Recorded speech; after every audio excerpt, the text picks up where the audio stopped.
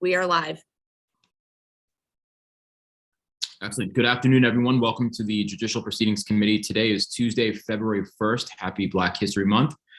Today we have 10 bills on the docket, and we'll start off with Senator Jackson with Senate Bill 16. We'll then go to 138, 38, 13, 111, 134, 20, 33, and then we'll wrap up with Senate Bill 21, Senator Carter. So with that, I'll turn it over to our Vice Chair, Senator Wallstreicher, and we'll start off with Senator Jackson with Senate Bill 16. Senator Jackson, floor is yours. Thank you, Mr. Chairman, Vice Chairman Wallstreicher, and committee members. For the record, Senator Michael Jackson, representing District 27 on behalf of Senate Bill 16. Senate Bill 16 is a simple piece of legislation that will require automatic expungement of records relating to charges of those arrested as a result of mistaken identity. Once the court makes a determination that an individual was charged as a result of mistaken identity and enters a related order, every custodian of police and court records will be required to expunge said records and provide written notice to that effect within 60 days of the court order. This seems to be a very common sense piece of legislation. When an individual is arrested because of their identity being mistaken with that of someone else, the burden should not be on them to expunge the charges that were wrongfully placed on them. The chief aims of the judiciary are to impart justice and to make individuals whole. This legislation would simply be a means to that end and make whole those who are wrongfully arrested. Various forms of legislation have been introduced and enacted in several states. The bill has been introduced in one form or another in some 20 states, Mr. Chairman, and has passed in 8 states: North Carolina, Illinois in 2015, Colorado and Rhode Island in 2016, Kansas and Missouri in 2017, and in 2019, Vermont and Kentucky. The bill also adopts a resolution form. The bill also adopted, in resolution form by the National Black Conference of State Legislators in 2015 and has been a priority piece of legislation for the organization. This legislation came to me as a result of an advocacy effort of Mr. Charles Belk of Durham, North Carolina. You'll hear him shortly. Mr. Belk was wrongfully arrested in Los Angeles in 2014. In addition to having to deal with the trauma of this wrongful arrest, he was also forced to deal with the necessity of expunging the records of the arrest. He has turned the extreme negative of this situation into a positive by leading a nationwide effort to ensure that those arrested through no fault of their own do not have to go through what he went through. It's an honor to have been here virtually today in support of this legislation and to partner with him on this important piece of legislation. Having spent the majority of my professional career in the field of law enforcement, the integrity of the industry is something that means a great deal to me. When mistakes are made, wrongs need to be righted, and I wholeheartedly believe that this is a small means to that end. With that, Mr. Chairman and members of the committee, I request a favorable report of this legislation, and I look forward to addressing any questions that the panel, the committee may have. Thank you. Thank you, Senator Jackson. Welcome back. I believe next on the list is the aforementioned Mr. Belk, but I don't see Mr. Belk in the Zoom room. He just entered the waiting room. I'm gonna let him in. Do you wanna go to the next one and then we'll go back? Sure, although the next one on my list is a Charlotte Ahern. I don't know if I see Charlotte, but I do see Christopher Dew. So Christopher, I'm going to, oh, there's Charlotte, I'm sorry. Go ahead, Charlotte. You'll see, there you go. Thank you. Thank you, Vice Chair, and thank you, Chairperson Smith and members of the Judicial Proceedings Committee. Good afternoon, everyone. Thank you for this opportunity to provide testimony on this important piece of legislation. My name is Charlotte Ahern, and I am a staff attorney at Maryland Legal Aid. Maryland Legal Aid is a nonprofit law firm. We represent low-income individuals and families throughout the state of Maryland. We handle many different types of cases, family law cases, housing cases, consumer law cases, but we also represent individuals for criminal record expungements. with the hope and aim that that will reduce barriers to not only employment, but obtaining child custody and housing and things of that nature. We support Senate Bill 16, and we ask that this committee give it a favorable report. A part of Maryland Legal Aid that I specifically work for is called the Community Lawyering Initiative. The Community Lawyering Initiative, we provide legal services directly in communities throughout the state of Maryland.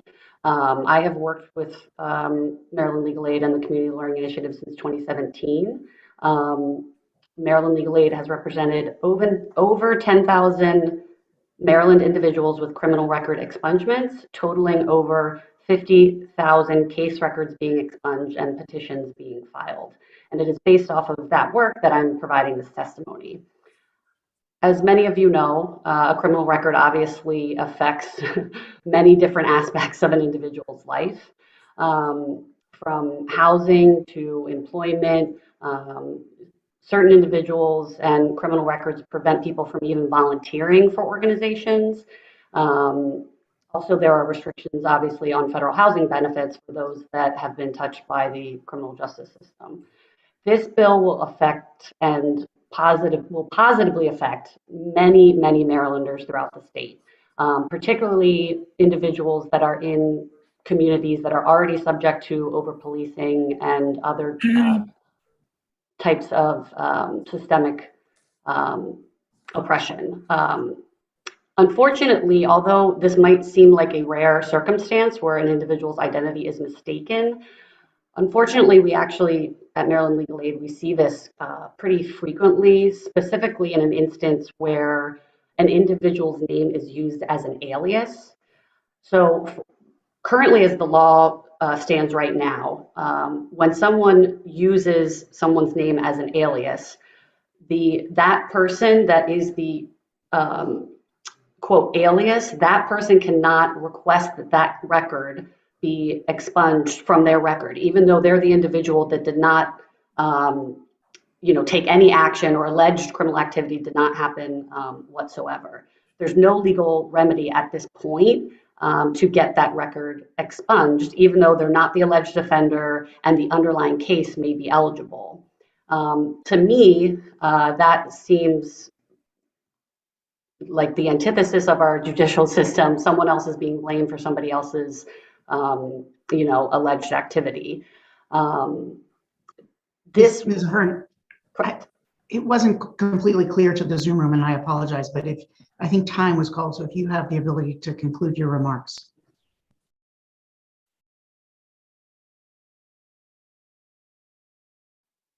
Sorry, I apologize. I did not hear that. So in conclusion, I just think that this would really help a lot of individuals. Mistakes happen. The judicial system is not void of someone having a mistaken or stolen identity. So we would like to thank Senator Jackson and thank members of the committee and chairperson and vice chair for this opportunity. And we ask that that there is a favorable report. Thank you. Thanks so much, Ms. Ahern. And now, Mr. Beck, you are in the Zoom room and it is your time. Thank you, Chairman Smith and members of the committee. My name is Charles Belk. A few years ago, I was stopped and detained because I was mistakenly identified as the wrong tall Black man that was fitting the description of a bank robber that had just occurred. And within seconds, I was placed on a curve. Within minutes, I was handcuffed with police officers standing around with their guns with their hands on their gun. And with a course of the evening, I had been put into a jail cell, stripped of all my rights, taken photos and fingerprint, and all because I was mistakenly identified. I was let go 6 hours later, and they actually told me that I was not arrested. I was simply detained, but unfortunately, an arrest record showing that I had a $100,000 bond for accessory to an armed bank robbery existed out on the sheriff department site. And if that wasn't something that I would have took care of, it would have took 6 months and about $5,000 of legal fees to get that expunged. And of course, that was previously mentioned, it would have affected me being able to get a job in some cases, a set for the bar if I chose to, and a host of other things that could have ruined my life for the rest of my life. Fortunately, my situation turned out well, and as a result, it is after championing some actions in other places. It warms my heart to see Senator Jackson's bill and the state of Maryland entertaining this particular bill for to help folks that got caught up in a situation like me. There are a lot of states that have expungement bills, and some even automatic, but surprisingly enough, it's for people who have first-time kind of minor drug offenses or something, not for the innocent that was mistakenly identified. So I am definitely in favor of this bill, and I hope that you guys are as well, and I will entertain any questions if anyone has any later. Thank you, Mr. Belk, and it warms our heart that you turned this terrible and tragic incident into something very positive. So we appreciate your being here. Mr. Dews, Christopher Dews, you are next, and you'll see something on your screen to unmute.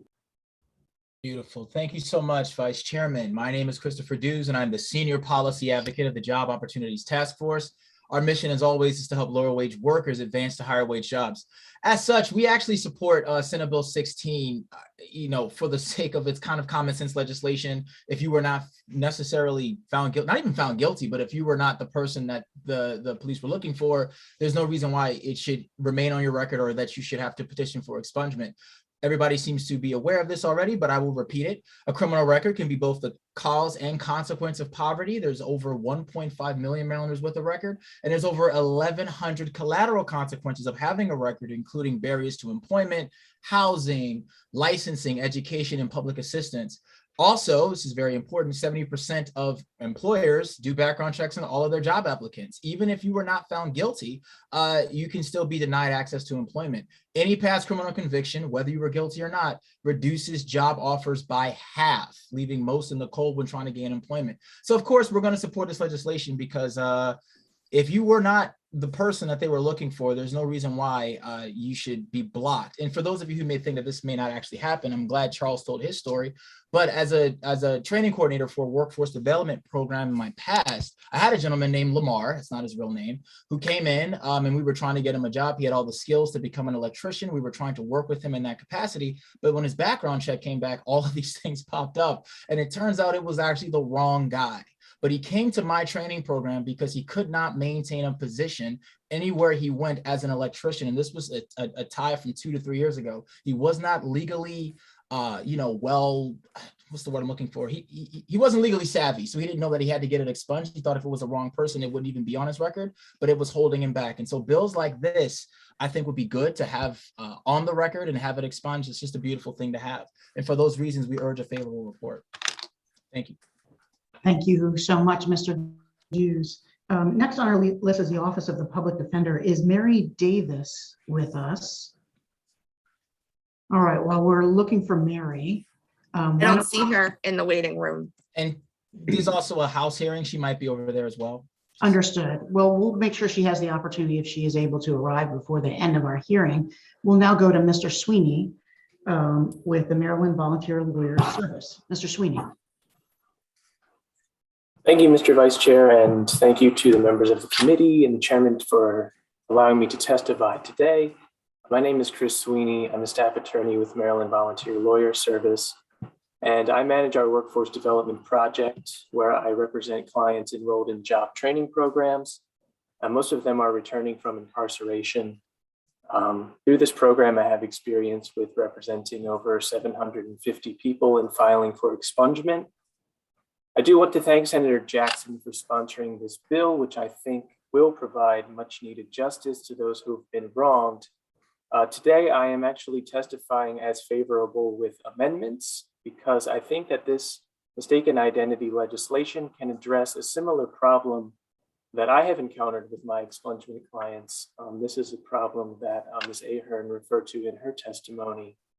I've represented dozens of people who, upon filing for expungement, have been told by the police department who pulled the record that the person arrested in the case was not actually them, but their name appears as the defendant. And these are cases that went all the way to trial, usually being dismissed but linger on my client's record without their knowledge. They were never actually the one arrested in the first place. And at court hearings on this issue, I've been told by judges that while my client's clearly not the criminal defendant, there is no formal process available to correct the name in the case file. I do believe that as written, this bill will still be a substantial benefit to anyone who's been wronged by the criminal justice system. But I also think that adding a procedure for correcting a defendant's name in the scenario I've described would help even more people to be free from the harms that can so often be caused by incorrect or fraudulent information in the criminal record. Thank you for your time. I hope that you'll consider my thoughts on this legislation. Thank you, Mr. Sweeney. We'll now take questions for the sponsor or the proponents. All right, looking around the Zoom room, I see no questions. Oh, Senator West, please go ahead. Thank you, Mr. Chair. So this bill seems so logical and so self-evidently correct. But frequently when bills look like that and you read opposition, you find things that never struck you when you read it. And I found 3 concerns expressed in testimony by opponents. So I want to give the proponents the opportunity to respond to these questions in fairness. So there are two reasons given by the state's attorneys why they think this bill is a bad idea. One of them is if the bill becomes law, the expungement would be automatic and required even if the person didn't want it to happen. An individual may wish to sue someone or have an individual charged and prosecuted for assuming their identity. If all the records of the charge are expunged, the individual could easily be hampered in their legal action. Would someone like to respond to that concern? Yeah, Senator West, I think we tried to do one question, one respondent. So let's let Ms. Ahern, if you could unmute yourself now. Go ahead. Can you hear me? Sure, yes. Okay. Yeah. So traditionally, there is a 3-year waiting period for certain cases because an individual does have that right to come forward and sue based off the alleged occurrence. There is a waiver that is required for that type of expungement petition. I think that similarly, there could be a waiver of an individual's right to sue. Oftentimes, I will say, if an individual is going to sue someone or sue the police department, whoever it may be, they've already taken steps to do so. Usually, at least our clients at Maryland Legal Aid, and I'm sure Chris at MVLS also has a similar experience, that individuals just want these records off of their record. They're most likely not looking to sue anyone. They're trying to get a job. They're trying to get housing. They're trying to maintain custody of their children. So in my experience, the rate of an individual suing someone is very low. However, I do understand the concern, but it is easily remedied by having that waiver a part of this process. If that answers your question, I'm not sure. At least partially. Do you think it might be a good idea to import into this bill the right on the part of the person who suffered to either have the expungement or to delay the expungement until after that person maybe brought a lawsuit against the person responsible for putting them in that position?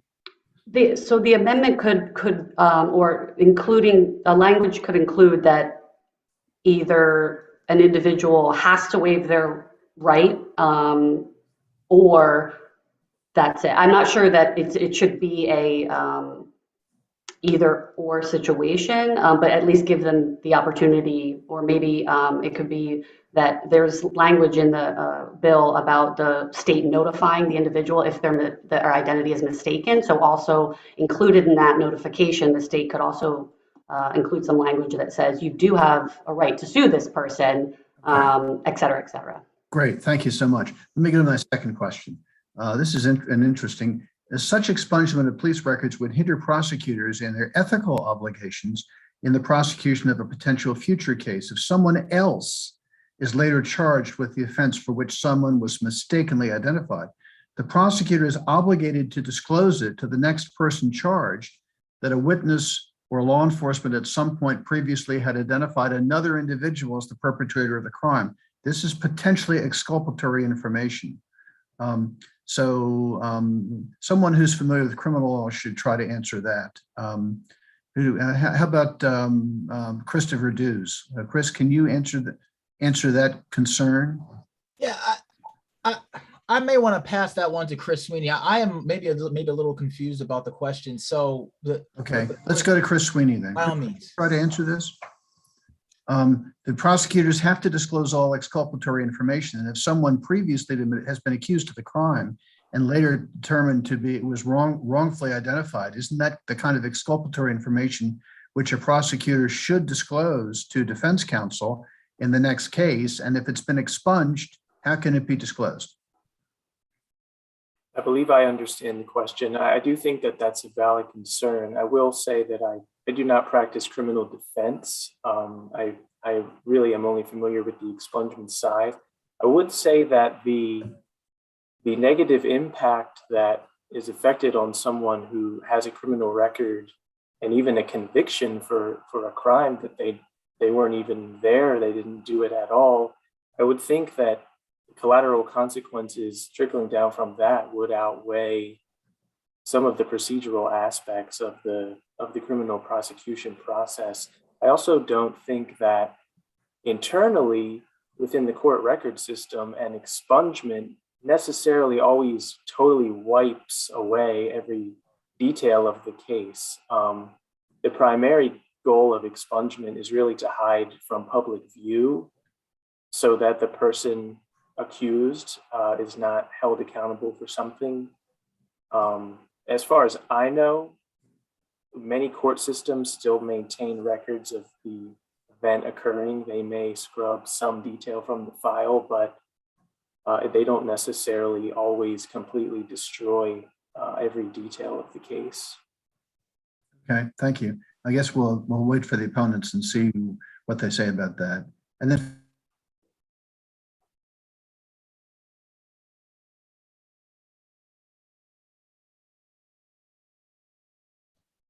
Go ahead, Senator West. On your screen, you see something that asking you to unmute. So please go ahead. Yeah, it looks like I was muted and I didn't know I was. So I didn't do it. So looking at the judiciary's opposition, judiciary says this legislation, though well-intentioned, does not explain how a court shall make a determination that the person was charged as a result of mistaken identity. There's no legal standard for the court to make a determination that the person was charged as a result of mistaken identity. So sometimes the case just gets dismissed and there's no reason given as to why it was dismissed. It could have been dismissed for a variety of reasons, all operating together. So in those circumstances, how would the court be able to determine that the primary reason for the dismissal was mistaken identity? Did somebody want to try that? Chris Sweeney, maybe you could try that one too. Very quickly, I do want to say Mary Denise Davis is in the waiting room, and so she was the one who really wanted to answer these questions. She's watching the hearing live. Oh, okay. All right. Well, why don't I'll stand down, let Mary talk, and then maybe Mary, if she's listening to this, could answer that question as a part of her testimony. Thanks. All right. Well, why don't we ask that question to Ms. Pop, who, if we could, please, we did have Ms. Davis from the Office of Public Defender sign up to testify on behalf of the bill. I don't see her in the waiting room. I'm gonna reach out. Okay. All right, then we'll go on to Mr. Cox in opposition to the bill. And just a quick thing, Mr. Sweeney, under Maryland law, expungement is the full obliteration of all custodial records. We can do something short of that, like shield from public view, get it off case search, or otherwise eliminate some records, but not all records. So Mr. Cox, you are up.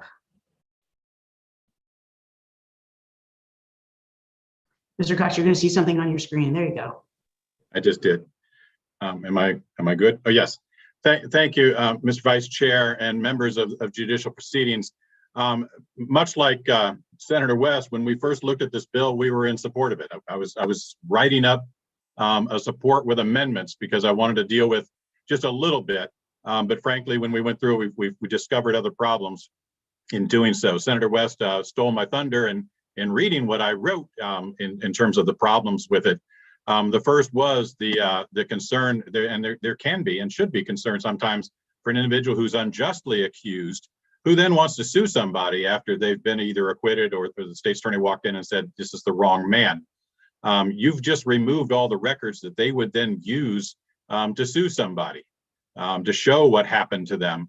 It will now have been expunged. In addition, I would think that person in many circumstances would want the actual person who did this to be successfully prosecuted. This directs, and without discretion by the victim of the mistaken identity, that everything about the charge shall be expunged. So we could very well have easily hampered our ability to then prosecute the person who actually committed the offense. Senator West then also addressed the grave concerns we would have about our ethical obligation. With apologies to Mr. Belk, unfortunately, in his circumstance, when they catch the actual bank robber, the prosecutor is going to have to tell the defense attorney that Mr. Belk was once accused of this and that somebody believed that he was the person that did this. If we've expunged all those records, then we have greatly hampered our ethical obligation to disclose exculpatory information. Even if you limited it to court information, let's say there were a trial and the person who was mistakenly identified testified, or somebody testified that he was the person that did it, and then it was found that it was a mistaken identity. The next person that's charged, we need to disclose that testimony. That testimony would have been removed if these matters are expunged. There is a process already in existence for expungement. It does have the added burden of having to ask for it and pay a fee. I'm certainly agreeable to waiving any fee for filing a petition for expungement. I certainly agree we should expunge a mistakenly identified charge, but we just can't do it through this process. Thank you, Mr. Cox. Questions for the opponents of the bill? All right, seeing no questions, that concludes the hearing on Senate Bill 16. Thank you, Senator Jackson. Thank you to all our witnesses. We'll now move on to Senate Bill 138. Senator Patterson. There you are, Senator Patterson. You are. Okay. Am I coming through all right? You are, Senator Patterson. Your camera is off. No obligation to turn it on, but if you are able to, please feel free to do so. Absolutely. Well, thank you, Mr. Chair Smith and Chair Vice Chair Wallstreaker and members of the Judiciary Committee. I do want to personally thank all of you for the opportunity to introduce Senate Bill 138. This bill is preceding a bill of which I filed last year, 2021 Senate Bill 201 that was passed by the General Assembly and signed into law by the governor, requiring automatic expungement after 3 years for offenses that was eligible for expungement under the Article 5-601-622 of the criminal law article, in case they had been acquitted, dismissed, defendant found not guilty, or the case was dropped, except if it was dropped with a requirement of drugs or alcohol treatment. Senate Bill 138 will correct an oversight that allows for individuals who had already reached their third year when the bill was passed and the offense qualified based on the criteria above to have their records automatically expunged. The bill adds back the PBJs and offenses that have been stepped to the list of dispositions and those that are awaiting some form of restitution. I certainly think this bill is long overdue. It's a bill that will bring about, hopefully, inclusion if it's passed by this committee.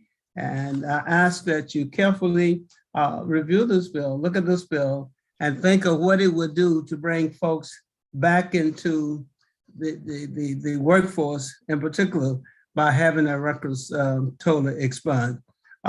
Today, I have a very excellent panel of experts who will be available to answer questions if you so desire. That group is headed by Christopher Dews, and he comes from the Job Opportunity Task Force, along with other experts who will be for further deliberation and to respond to questions that you might have.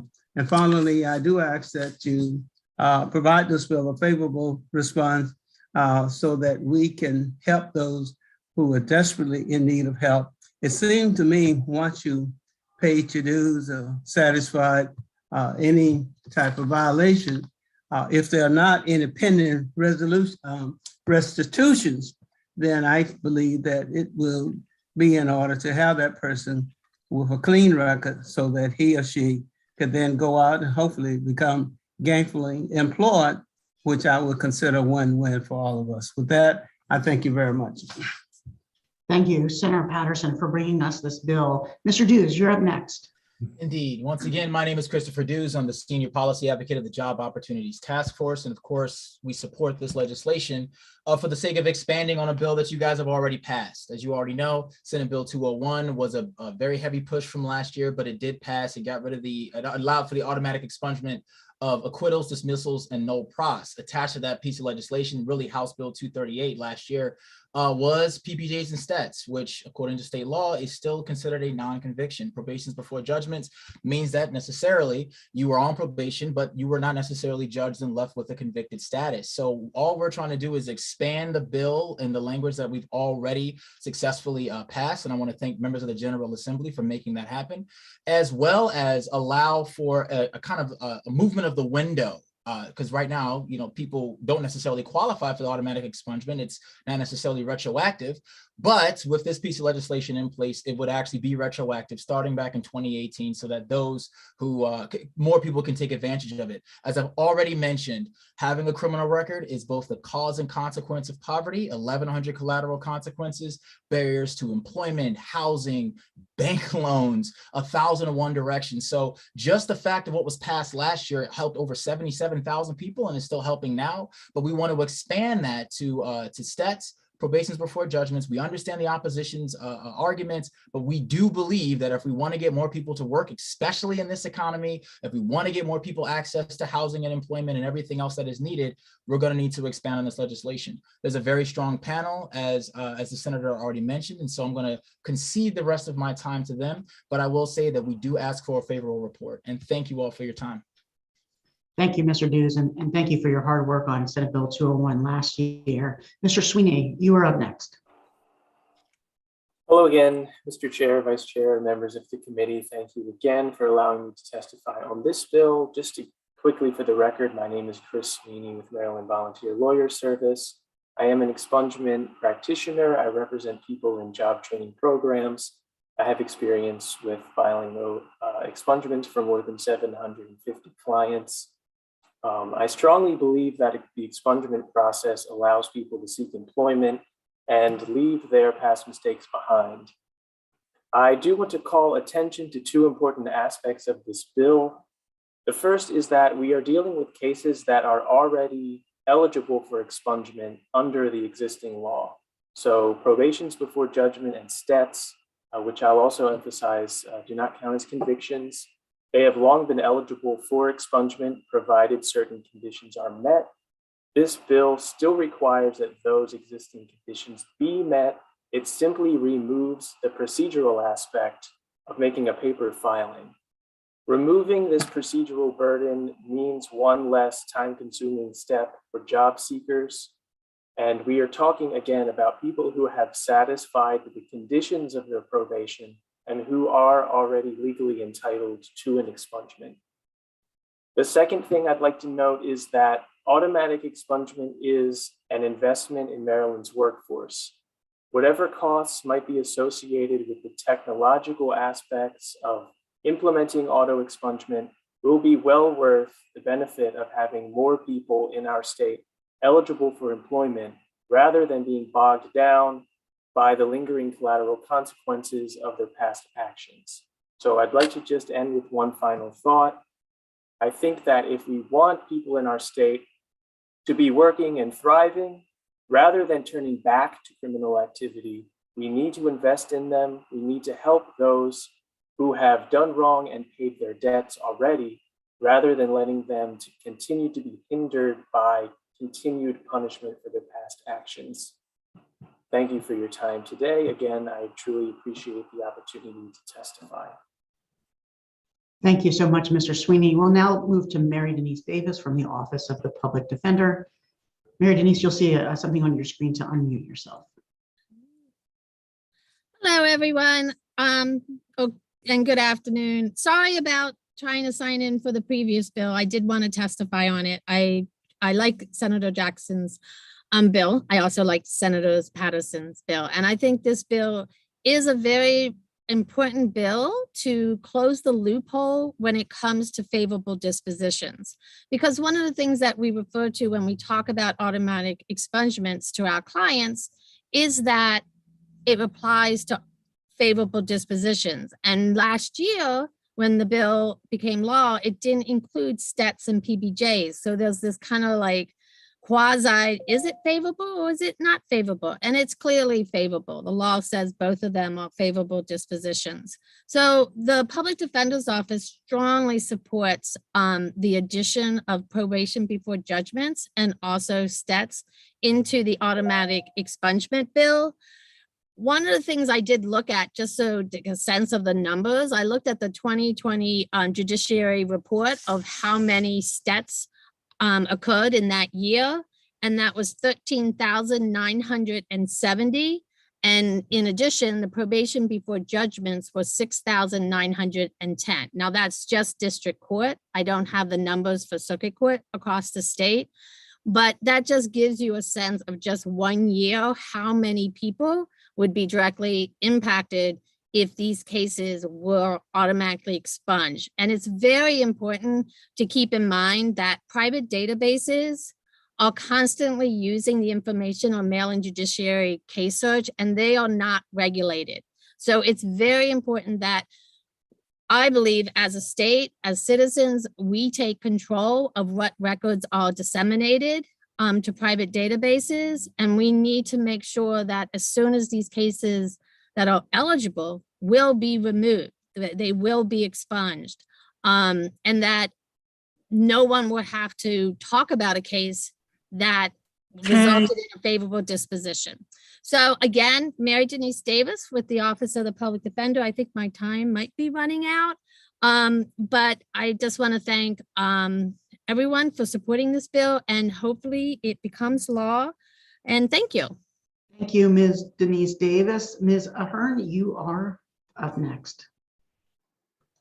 Thank you. Thank you. Good afternoon again. Thank you to the committee members and for Senator Patterson. I work for Maryland Legal Aid. I work in the Community Learning Initiative, where we file thousands of expungements every single year, and it's based off of that work that I am providing this testimony. I want to further emphasize and reiterate what everyone has already previously said, and just add a couple of different things. As Chris mentioned, these are cases that are eligible. Conditions have to be met, obviously, but this is just further expanding something that was already that has already been passed and that is utilized today. A lot of, more often than not, I'd probably say 90 to 95% of the time, potential employers or anyone that's looking up a person's criminal history, they don't particularly understand what a STET or probation before judgment means. So they're going to have judgments. They're going to have kind of a predisposition to think that this person is a convicted criminal or has this kind of scarlet letter on their, criminal record, when a STET is not a conviction, neither is a probation before judgment. And that is something that I think a lot of employers don't realize when they do criminal background searches. Also, many individuals don't know that they have this right to expungement for a STET or PBJ after the conditions are met after 3 years. It's just, this is an access to justice issue. It's an access to information issue.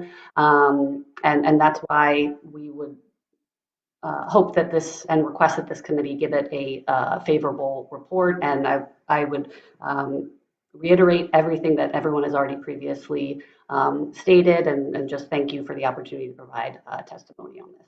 Thank you so much. Mr. Parsons, you are next. Go ahead and unmute yourself, please. Yes, thank you, Mr. Chair, Vice Chair, and good afternoon to the members of the committee.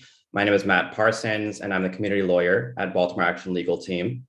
In my career, I've had the privilege of providing legal services to community members and also supporting reentry for returning citizens. So today I'd like to draw your focus on the value of expungement access for directly impacted peoples.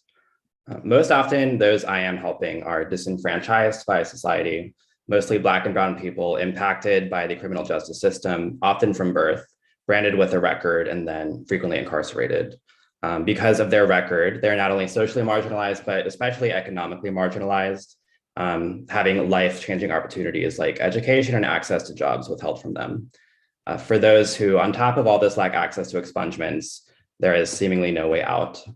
At Civic Works in Baltimore, I was privileged to work with returning citizens training for family-sustaining jobs. These participants work with incredible determination and grit just because their circumstances demanded it. They face everyday compounding struggles, unstable housing, a lack of food access, unreasonable child support payments, all of which, they all stem from a direct lack of access to jobs. But reality dictates that even, if you have a record, even grit and determination aren't enough, frankly, to overcome systemic barriers. So as a community lawyer, I do offer expungement services to community members, but there are times where I am unable to expunge someone's record, or a client is ineligible or can't access expungements, often for an arbitrary reason. The apparent message here is that people with a criminal record are not worthy of the same opportunities which more privileged members of our society freely enjoy. So in this case, expanding access to expungements for stats and probations before judgment will create more racially equitable outcomes, as well as alleviate the unjust burden of a criminal record and ensure stronger families and communities in Maryland. So I urge a favorable report from this committee. Thank you, and I'm glad to answer any questions. I yield my remaining time. Thank you, Mr. Parsons. I see Ms. Kimberly Haven has signed up in favor of the bill. I don't see Ms. Haven in the room. So we'll move to questions from the committee for the proponents and the sponsor. All right, I don't see any questions from the committee, and so we'll move on to you, Mr. Cox, in opposition to the bill. Thank you, Mr. Vice Chair. Again, John Cox. I realize I forgot to introduce myself last time. I'm Deputy State's Attorney in Baltimore County, and speaking on behalf of the Maryland State's Attorneys Association. We are opposed to this. I agree with Mr. Sweeney and Ms. Ahern that this remedy already exists in the law for probation before judgment and stats. In 10105, that expungement is available after the appropriate period of time, which is the same period of time actually that's in this proposed piece. The problems are several. Number one, it completely cuts out the state's attorney and even the judiciary. It mandates the expungement after the 3 years. And then the only conditions on there are if all court-ordered conditions of probation have been met or have been satisfied. Who makes that determination? How is that determination made? The state's attorney is cut out. We have apparently no part in that. It also completely obliterates the portions in which this legislature has decided expungement should not happen. The best example is an individual in 10105, if somebody gets a PBJ and after 3 years, if they have been convicted of another crime in that time period, they shouldn't get the PBJ expunged. That's eliminated by this. It's automatic that even if the person committed 5 or 6 crimes and got convicted, they get that PBJ expunged automatically. In addition, the fiscal note actually, when I read through that, pointed out something that I had missed. DUIs. Right now, it is unquestionably clear the legislature doesn't want people to be able to expunge PBJs for DUIs. This would mandate that it happen. After that 3 years, it's gone. And we still don't know who's making a determination as to whether or not the conditions of the probation have been satisfied. We are opposed to this legislation. Thank you, Mr. Cox. And now questions for Mr. Cox. All right, Senator Sidnor. Thank you very much, Mr. Chair. And good afternoon, Mr. Cox. Good question. And I was reading through the testimony of your organization. You seemed to focus mainly on PBJs. So I was curious if you had some examples as to why a stat shouldn't be at least included in this legislation. I have much less concern about stats. Frankly, it's the ability to make the determination as to whether or not the conditions have been satisfied. We're cut out of that opportunity to address whether or not the conditions of the stat have been satisfied. And with regards to, there was a second example, an example on the second page of your testimony where it talks about a 5-year probation. Is that something that happens often, that amount of time is given, I mean, even beyond 3 years? Honestly, no. There are certainly times when it does happen. I think usually it's when a judge is very upset about what happened, but has been convinced that the adverse impact on this individual by a guilty finding would be so extreme that they've decided that they need to do something more to address the issue, and that is put them on probation for as long as they can. All right, look, thank you very much. Of course. Thank you, Senator Sidnor. Any other questions related to this bill? All right, seeing none, that concludes the hearing for Senate Bill 138. The next bill we have is Senate Bill 38. Senator Kramer, welcome to the Judicial Proceedings Committee. And thank you for that, Mr. Chair. Great to be here with all my friends on JPR. Colleagues, Ben Kramer here to introduce Senate Bill 38. And committee, you may recall that last year, we passed a solid piece of legislation to give the women and men in law enforcement and who handle canines the opportunity to, when adopting the canine at the end of its useful life in service, the opportunity to get some of the veterinary costs associated with adopting that canine provided by the law enforcement unit that benefited from the services of that canine. This is a companion bill to that. This legislation would rightfully extend that same opportunity to canines used in fire and rescue services. Once again, these are dogs that are worked very hard every day and go and do things that we don't want human beings to do.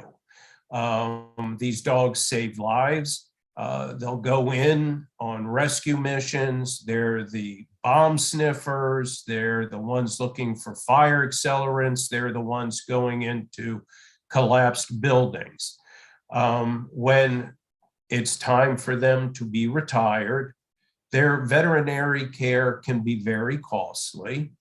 And it is appropriate that those agencies that benefited from the use of the canines share in the costs of the veterinary care, because the handlers 99.9% of the time adopt their canine and their partner, and they should not be saddled exclusively with the costs of the veterinary care. So this legislation provides that those units that benefited from the hard work of the canines will participate. They'll share in the veterinary care for whatever length of time that dog has left once it's retired. And it provides equity between agencies here so that law enforcement as well as fire and rescue services can benefit, and the canines are not put at risk of being put down simply because the handler cannot afford those costs exclusively. So colleagues, I hope you will move quickly to pass this bill, show our women and men in fire and rescue services that we do care and respect the hard work that they do and the hard work of their canines, and let them have a little bit of opportunity to have those costs shared. With that, I thank you very much. Certainly welcome any questions. Thank you, Senator Kramer. We're going to take questions after the proponents of the bill. So we'll go to Ms. Radoff. Ms. Radoff, you're up. Good afternoon, Vice Chairman Waldstreicher, members of the Judicial Proceedings Committee. Thank you for the opportunity to testify before you today. I'm here as President and Chairman of Maryland Votes for Animals in support of SB 38. Senator Kramer did a very thorough job of explaining the compelling reasons for this bill. I will simply say that it's a win-win. It's a win for the caring person or family who adopts this fire or rescue dog, and a win for the dog who gets to live out his or her golden years in a loving home with support for veterinary care after sacrificing so much to serve our community. In closing, I'd like to thank Senator Kramer for sponsoring this legislation and urge a favorable report. Thank you. Thank you so much, Ms. Radoff. We'll now go to Robert Phillips. There you are, Bob. Whenever you're ready, Mr. Phillips. Thank you, Mr. Vice Chairman, Committee. I represent the Maryland State Firemen's Association as the legislative chair, and we take a great pleasure in supporting this bill. We take a look at these animals as another extension of our service. They do everything we do, only they do it a lot more dangerously. Throughout their life, they go into the smoke-filled areas, sometimes before we do. They go in looking for bombs where we won't go, and they're exposed to toxic chemicals and fumes that our breathing apparatus doesn't allow the fire service to be exposed to. So when these dogs are retired, they do have issues, and the families that adopt them, they get a loving animal, and the animal gets a loving family, but comes with some baggage. And this bill goes a long way to ensure that they can have a better quality of life by getting better veterinary care because of the cost of it. And the fire service would like to see this bill favorably supported by the committee and be completed so that these dogs can have a better life after they have served their masters. Thank you very much, sir. Thank you, Mr. Phillips. We'll now move on to Mr. Woods. Mr. Woods, you're up. Good afternoon. Mr. Vice Chair, members of the committee, Harv Woods, representing the Maryland Fire Chiefs Association. We support this bill as well. You have my written testimony. In recognition of the committee's busy schedule, I think it would probably be appropriate at this time, rather than go over previous speakers, just to say, me too. Well, we love a good me too, that's for sure. Much appreciated. And perhaps some of the folks testifying on later bills hear the same. Ms. Bevan Dangle, you're next. Thank you, Mr. Vice Chair, members of the committee. My name is Jennifer Bevan Dangle. I'm the State Director for the Humane Society of the United States here in Maryland. I will basically say me too as well. You have our written testimony, and the speakers before me have very well explained the bill. The bill last year had unanimous support in both chambers. Clearly, this is something that this committee and your colleagues support, having this care for these dogs. I do think the tragedy in Baltimore last week, while there's nothing we can really do to show how deep our appreciation and our thanks are for our fire and rescue teams, the least we can do is make sure that the dogs that serve with those teams have access to this fund and the care that they need and that their handlers undoubtedly want to provide with them. So we do urge a favorable report. Thank you so much, Ms. Bevan Dangle. With that, that is all the testimony for this bill. Questions for Senator Kramer or his proponents? All right, seeing no questions, that concludes the hearing for Senate Bill 38. Thank you, Senator Kramer. For that bill, we'll now move on to Senate Bill 13. Senator Mccray, you are up. Thank you, Mr. Chair, members of the committee. I come to you on, in reference to Senate Bill 13. Senate Bill 13 should be a pretty easy bill. I have the fortunate opportunity to be the chair of Public Safety, Transportation, and Environment on the Budget Committee. And while being on the Budget Committee and looking at some of the OPEGA reports, one of the recommendations was made by the director of OPEGA to take a look at the Vehicle Theft Prevention Fund.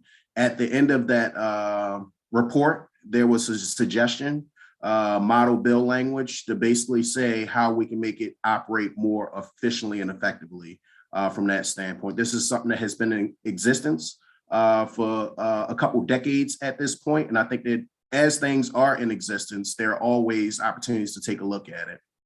I was able to talk with the state police.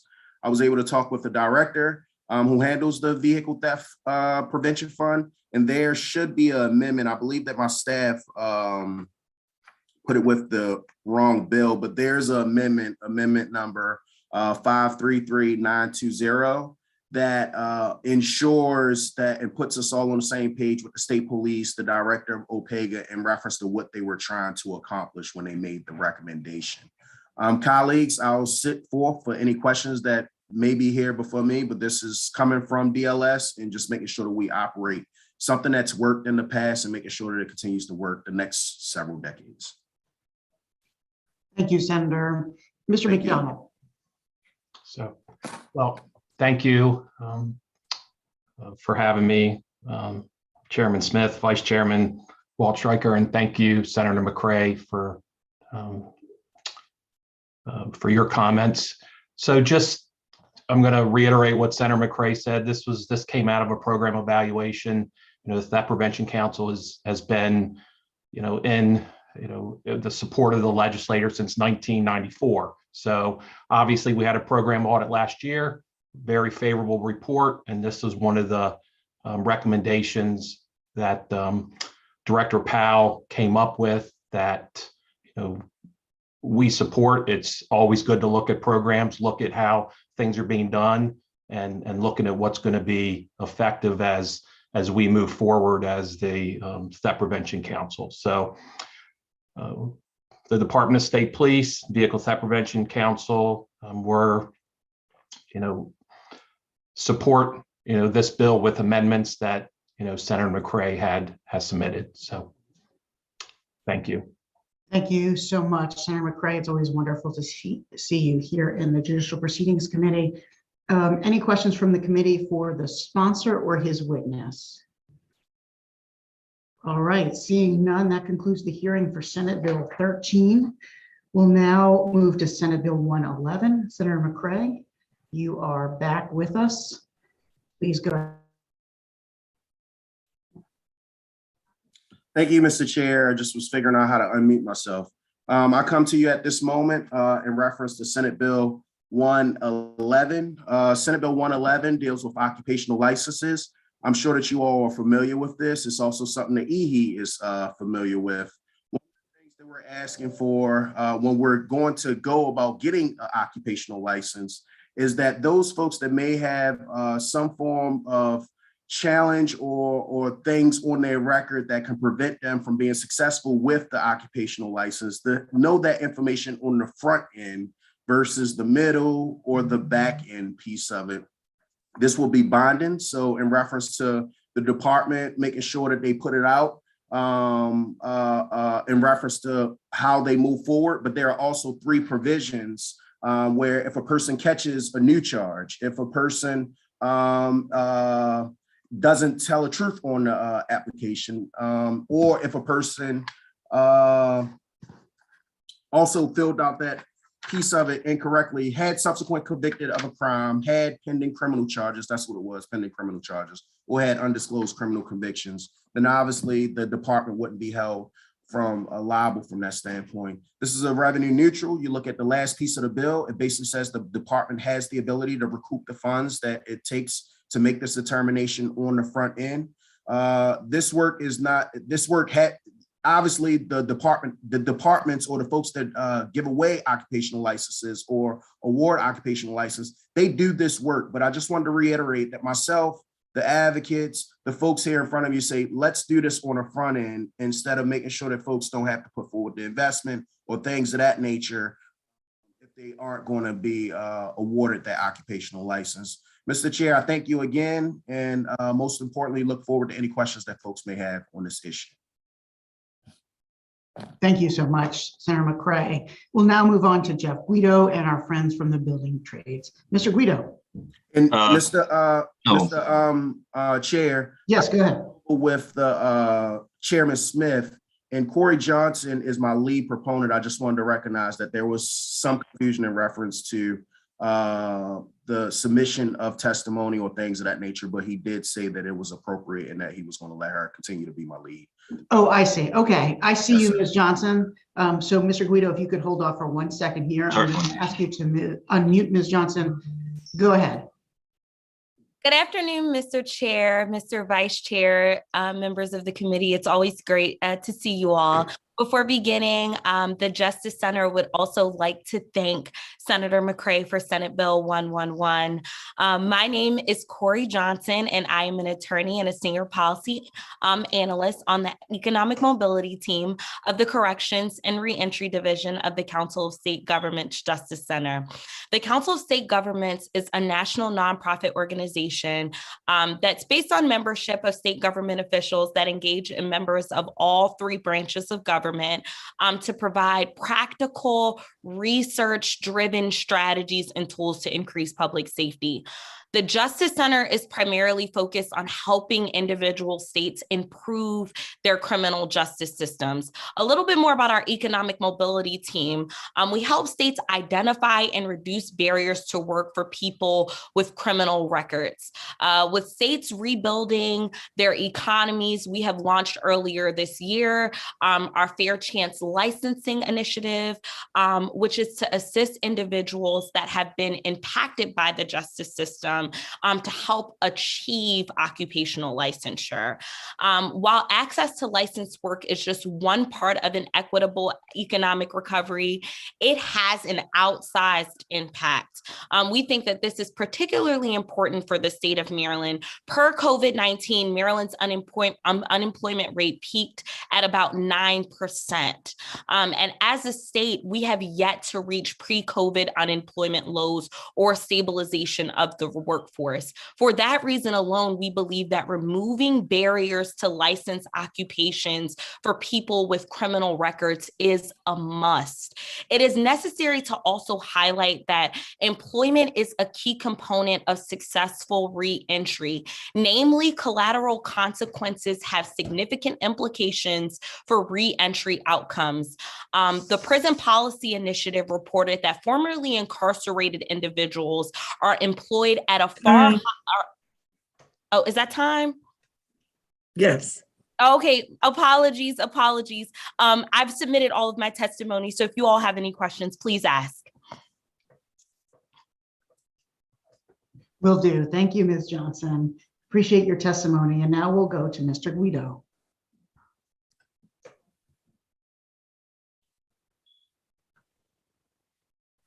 Mr. Guido, you're going to see something on your screen there. There you go. Okay, very good. All right, thank you. Thank you, Mr. Vice Chairman and committee members. I really supported the legislation because of an experience I had, and this was 10 or 12 years ago, where a young man had committed a crime, felony breaking and entering, had done his time, working as a truck driver for a contractor. Was a good employee, was reliable. And they encouraged him to apply for apprenticeship, which he did, was accepted and was working. He was 3 months into this apprenticeship, single father, raising a daughter. And they were going to pull his license and have him to either find other employment or go back to driving a truck, which would have changed his trajectory, to achieve the middle class income, I believe. And he literally had to beg for his life. I mean, it was an intense meeting. He had an advisor sitting next to him who would, I think, give him information on how to exactly answer the questions that were being presented by the board. But it was kind of late. I'm already been accepted. I'm already working. I'm already doing the right thing. And now you want to pull the rug out from under me was not fair. And the board saw that and they granted him the waiver, let him continue on his path.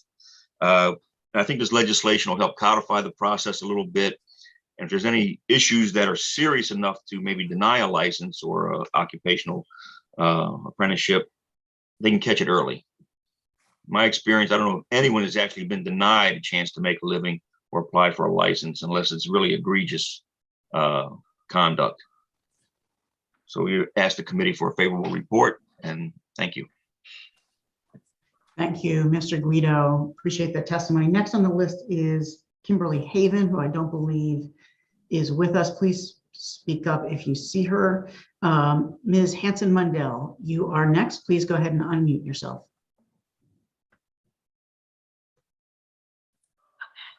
Good afternoon to the committee chair. I don't think I've seen you all in the new year, so happy new year. Kim Haven should be on, one of the advocates. She's back and forth committees. My name is Nicole Hanson-Mundell, as many of you know, the executive director of Out for Justice, an advocacy arm that advocates for the very population that we are talking about today. Just want to be clear, right? This is not a new issue. 2015 Justice Reinvestment Act created the work group of occupational licensing for those with records, right? And we identified who's ineligible, identified laws to change that, right? What we know is that by letting an individual know on the front end that they cannot obtain this specific license will not help in ensuring that individuals coming from our prisons and jails have access and eliminate barriers, right? What will help is that we engage with DLLR to change the ways in which they are denying individuals like myself and my members access to licensing. Telling an individual no without giving them any, do you have access to appeal, right? Or without giving them, is there a couple of years that you can come back? That, without any of that, it does not help. And I know it feels like it's helpful to just tell somebody no, somebody who's been told no time and time and time and time again. And I know I might go over 30 seconds, so please spare me, Mr. Chair. But you know, my colleague will come behind me and talk about his experience as an impacted man and how this is something that, you know, we need to be a little bit more bolder here. We need to actually work with the Department of Labor and License and begin to actually remove barriers by allowing individuals with certain criminal convictions to be able to provide for their families by getting licensing. I know that firsthand. I'm a formerly incarcerated woman who my CNA GNA license was denied. And so I just look forward to working with the sponsors and the supporters in this committee on ways that we can actually eliminate the barriers. And we have info on it. So, you know, who is ineligible. And we now just need to change the laws. And, you know, let's make it affordable and get a denial. They already know that is coming. Right. Thank you, Ms. Hanson-Mundell. We really appreciate your testimony. And it was my fault, by the way. I didn't notice that you had signed up to testify unfavorably. So I should have done better and requested questions before your testimony. So why don't we do that? Why don't we take questions for Senator Mccray and his proponents, and then we'll finish. Then go into the opposition. Okay. I apologize. No problem, Senator West, please go ahead. Thank you, Mr. Chair. Senator Mccray, the bill seemed great, but then I started to think this bill seems to assume that the mere fact that a person has been convicted of a certain crime in and of itself would be regarded by state boards as disqualifying. But I started to read the testimony of about 12 state boards. It's under the heading of the Board of Morticians and Funeral Directors, but they're speaking for a lot of state boards. And as I read it, it appears that the evaluation, which is done by many of these state boards, doesn't merely look at the crime, but looks at the circumstances of the crime, the background of the person's life, what's happened since the crime, et cetera, and puts it all into context when they reach their decision. So this bill seems to, and here's my question. I wondered whether or not you would be willing to accept an amendment to your bill that says the determination as to whether a specified criminal conviction would be the sole basis for denial of the occupational license. Because if you don't accept that, then I think what the bill is going to require is the board to go through a full evaluation of the particular applicant before the applicant applies. And I'm not sure that's what you intend.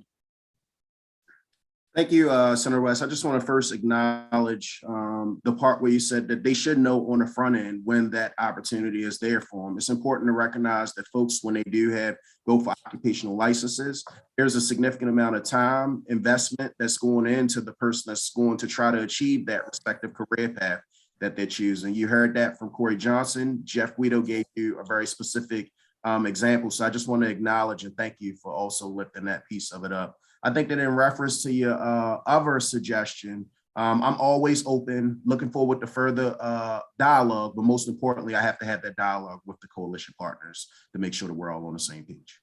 Sure. Well, maybe you could have that and get back to us before we have an opportunity to work on the bill. Thanks. Yes, sir.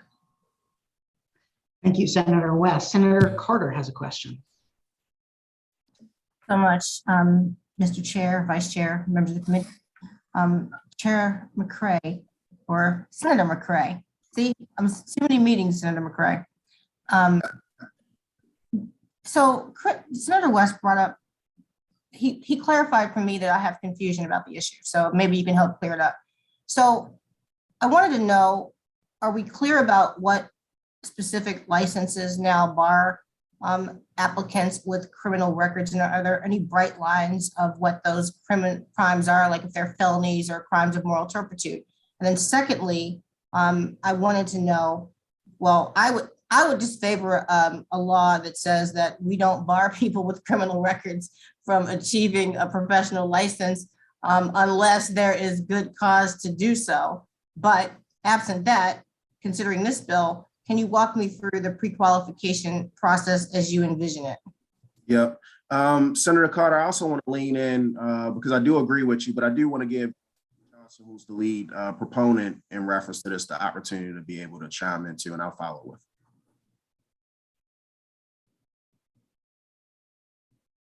And they just got to unmute you, Corey. Okay, there we are. I was trying to unmute myself. I didn't realize there was like this other hole.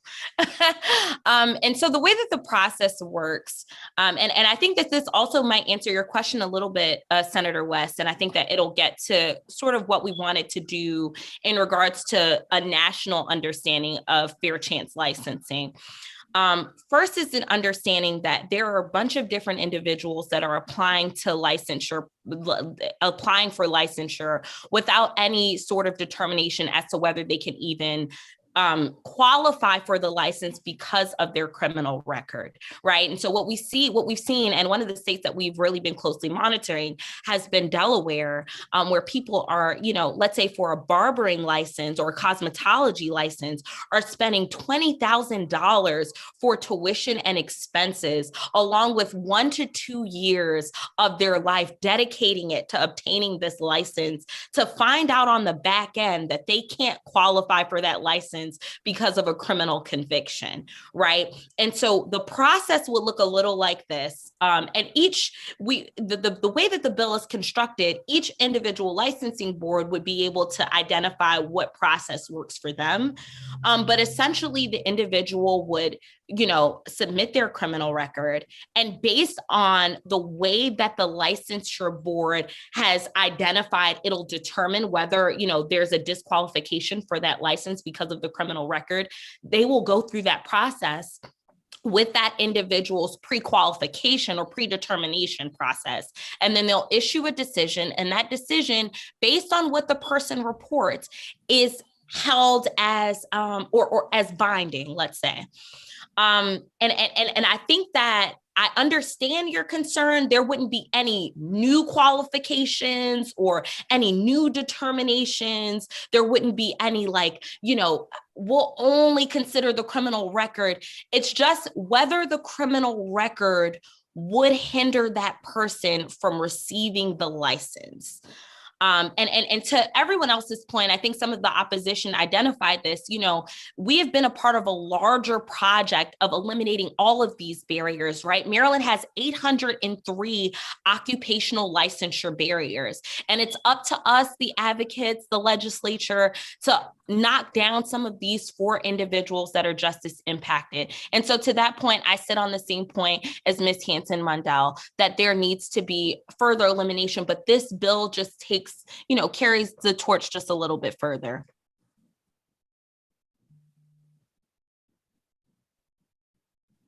Any follows, Senator Carter, or you're good? I'm going to continue the conversation offline because I feel like we might be able to, this is a great concept, but I think that we might even be able to go further. So I'm happy to discuss it more offline and with the sponsor, with Ms. Johnson and with members of the committee. Thank you. Sounds good. Thank you, Senator Carter. Senator Bailey has questions for the proponents. This question is for the sponsor. Senator, when you're talking about the department and the definition, why is the Department of Natural Resources not included? Because I do know they do issue quite a few professional licenses, and it would apply to a lot of the people that work on the water and get those licenses. And I was just curious as to see if that was an oversight or was that done on purpose. My friends from the South Side are very, very judicious and got some great eyes. I think that it was just an oversight, and we'll make sure that we jump on to Senator Bailey. Okay, thank you. I'd be more than willing to help you with that. I appreciate you, good brother. Thank you, Senator Bailey. Senator West. Thank you, Mr. Chair. Let me just follow up quickly. So, Ms. Johnson. Looking for your Corey Johnson. Yes, Ms. Johnson. Thank you. It really crystallized my concern. So let me give you a hypothetical situation. You have two young men who are applying to be cosmetologists. One was convicted of rape at the age of 23, and the other was convicted of carjacking when he was 17 years old. So it may be that in that situation, the fact of being convicted of rape would disqualify that person from ever being licensed as a cosmetologist, because he would be dealing with women, maybe in a situation where it's just him and the woman in the place, and the cosmetologist board would not want to have someone who's convicted of rape having a license to practice cosmetology. On the other hand, the guy who was convicted of carjacking when he was 17 years old, viewed in context of his whole life, may not be disqualified. And when you put it in context, he might be a perfectly acceptable licensee by the Board of Cosmetology. So my question is, the bill doesn't seem to differentiate between the two, and maybe we should do something to the bill which would differentiate between the two. And so when you go back and consider that, you should keep that example in mind. Thanks. The bill wouldn't differentiate between the two because the power would still be in terms of making that determination with the licensure board, right? And I do believe that there are a bunch of other qualifications that we can, like I said, 803, stipulations that probably are hindering the workforce, right? And that, there are certain procedural safeguards that we have in finding the balance between protection of the workforce and protection of public safety. But in a situation like that, we would, based on SB 111, that both individuals would apply for a predetermination if they believe that their criminal record would be a hindrance to them receiving the occupational license. Prior to spending the 2 years, getting the, whatever requirements would be needed in order to become a cosmetologist, whatever tuition and expenses, that's the only thing that this bill would do, is give them that predetermination prior to investment in the bill. And I continue to say, the $20,000 in the 2 years, because that is a lot of time for someone, especially for someone with finite resources. And so I just want to highlight that for everyone, that something like this is absolutely, even though the baton can be taken further, this is something that is absolutely important to protect people's resources who do not have it. Okay, thank you so much for your answers. Thank you, Ms. Johnson. Senator Sidner has a question. Thank you. And this is for Ms. Johnson. Okay. when I look at the new language on page 3, yes, G1I, it puts a burden on the department to produce something, but I'm curious, and this probably goes back to Senator West's question somewhat. It says that the potential applicant may request a determination, but I'm curious, is there an expectation that the applicant is going to give information beyond what the charge may have been and to give the circumstances so that the department would have context as to what the crime is? Because I mean, under current law, it's already prohibited from using the fact that you're convicted of a crime as a sole basis. So it's 2 reasons as to why someone convicted may have that conviction used against them in that determination. So would you mind kind of expounding on that for me a little? Right. And I think that this would carry over from the current law to now, right? So whatever procedural safeguards that have been set up by the licensure boards to evaluate criminal record, not only as the sole basis, right? Because there are a bunch of other bases, but when making a determination on someone's criminal conviction or criminal history is an evaluative process that person could then apply and would receive feedback from the board on whether they would be denied because of whether it's the circumstances or whether it's the nature or whether it's closely related to the business that they're currently attempting to get the occupational licensure in. And maybe this is something, if that's not clear with the bill, I think that that's something that we can hash out. But I think that that's at least what the intent of the bill is to do, is to make sure. Okay. You get what I'm saying? That's the expectation, not that. I'm interested. I have this in my background. Here are the circumstances. What do you think? Absolutely. Absolutely. And I think that even if the circumstances are evaluated, the board could still issue a denial.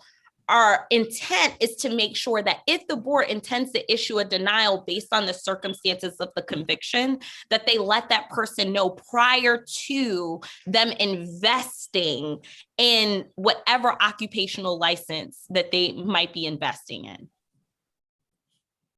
Okay, thank you very much.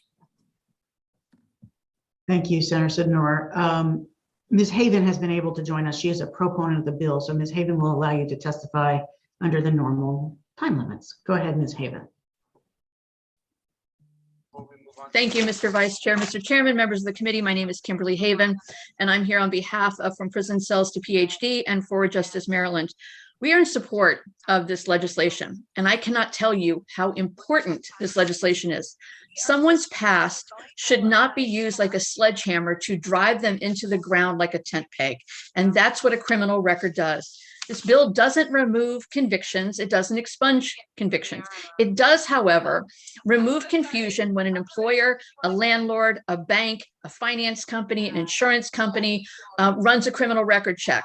For charges that are not prosecuted, dismissed, or not guilty, they should be expunged, not added to the sledgehammer. We agree that employers do need to know who they are hiring, but since they don't know how to read and accurately interpret a criminal record, they are overlooking and dismissing large parts of our workforce. Ms. Haven? Yep. I believe you are on the previous bill. We're on Senate Bill 111 regarding pre-application determination. So if we could reset Ms. Haven's apologies clock here, and if you have the YouTube stream in the background, if you could close that window, and then I apologize. I've been doing 8 hearings today, and I'm running between chambers. That's okay. So we are on 111. Yes, that's correct. I've also only had one cup of coffee today, so bear with me. Okay, so I am Kimberly Haven, and I am here from Prison Cells to PhD in support of SB 111. This legislation is of great importance to us. An automatic criminal conviction should not be a barrier to obtaining an occupational license or certificate. Many incarcerated individuals upon release will seek employment where they will be required to obtain a license or a certificate because they're also learning and doing these skills while they're incarcerated. Currently, there is no basis for the denial. It's just a blanket. There's no determination, no looking at the totality, no determination about the charge. It is simply another door shut. This legislation will open opportunities for individuals to pursue their career and earn income to meet their obligations, support their families, and which contributes to all of us.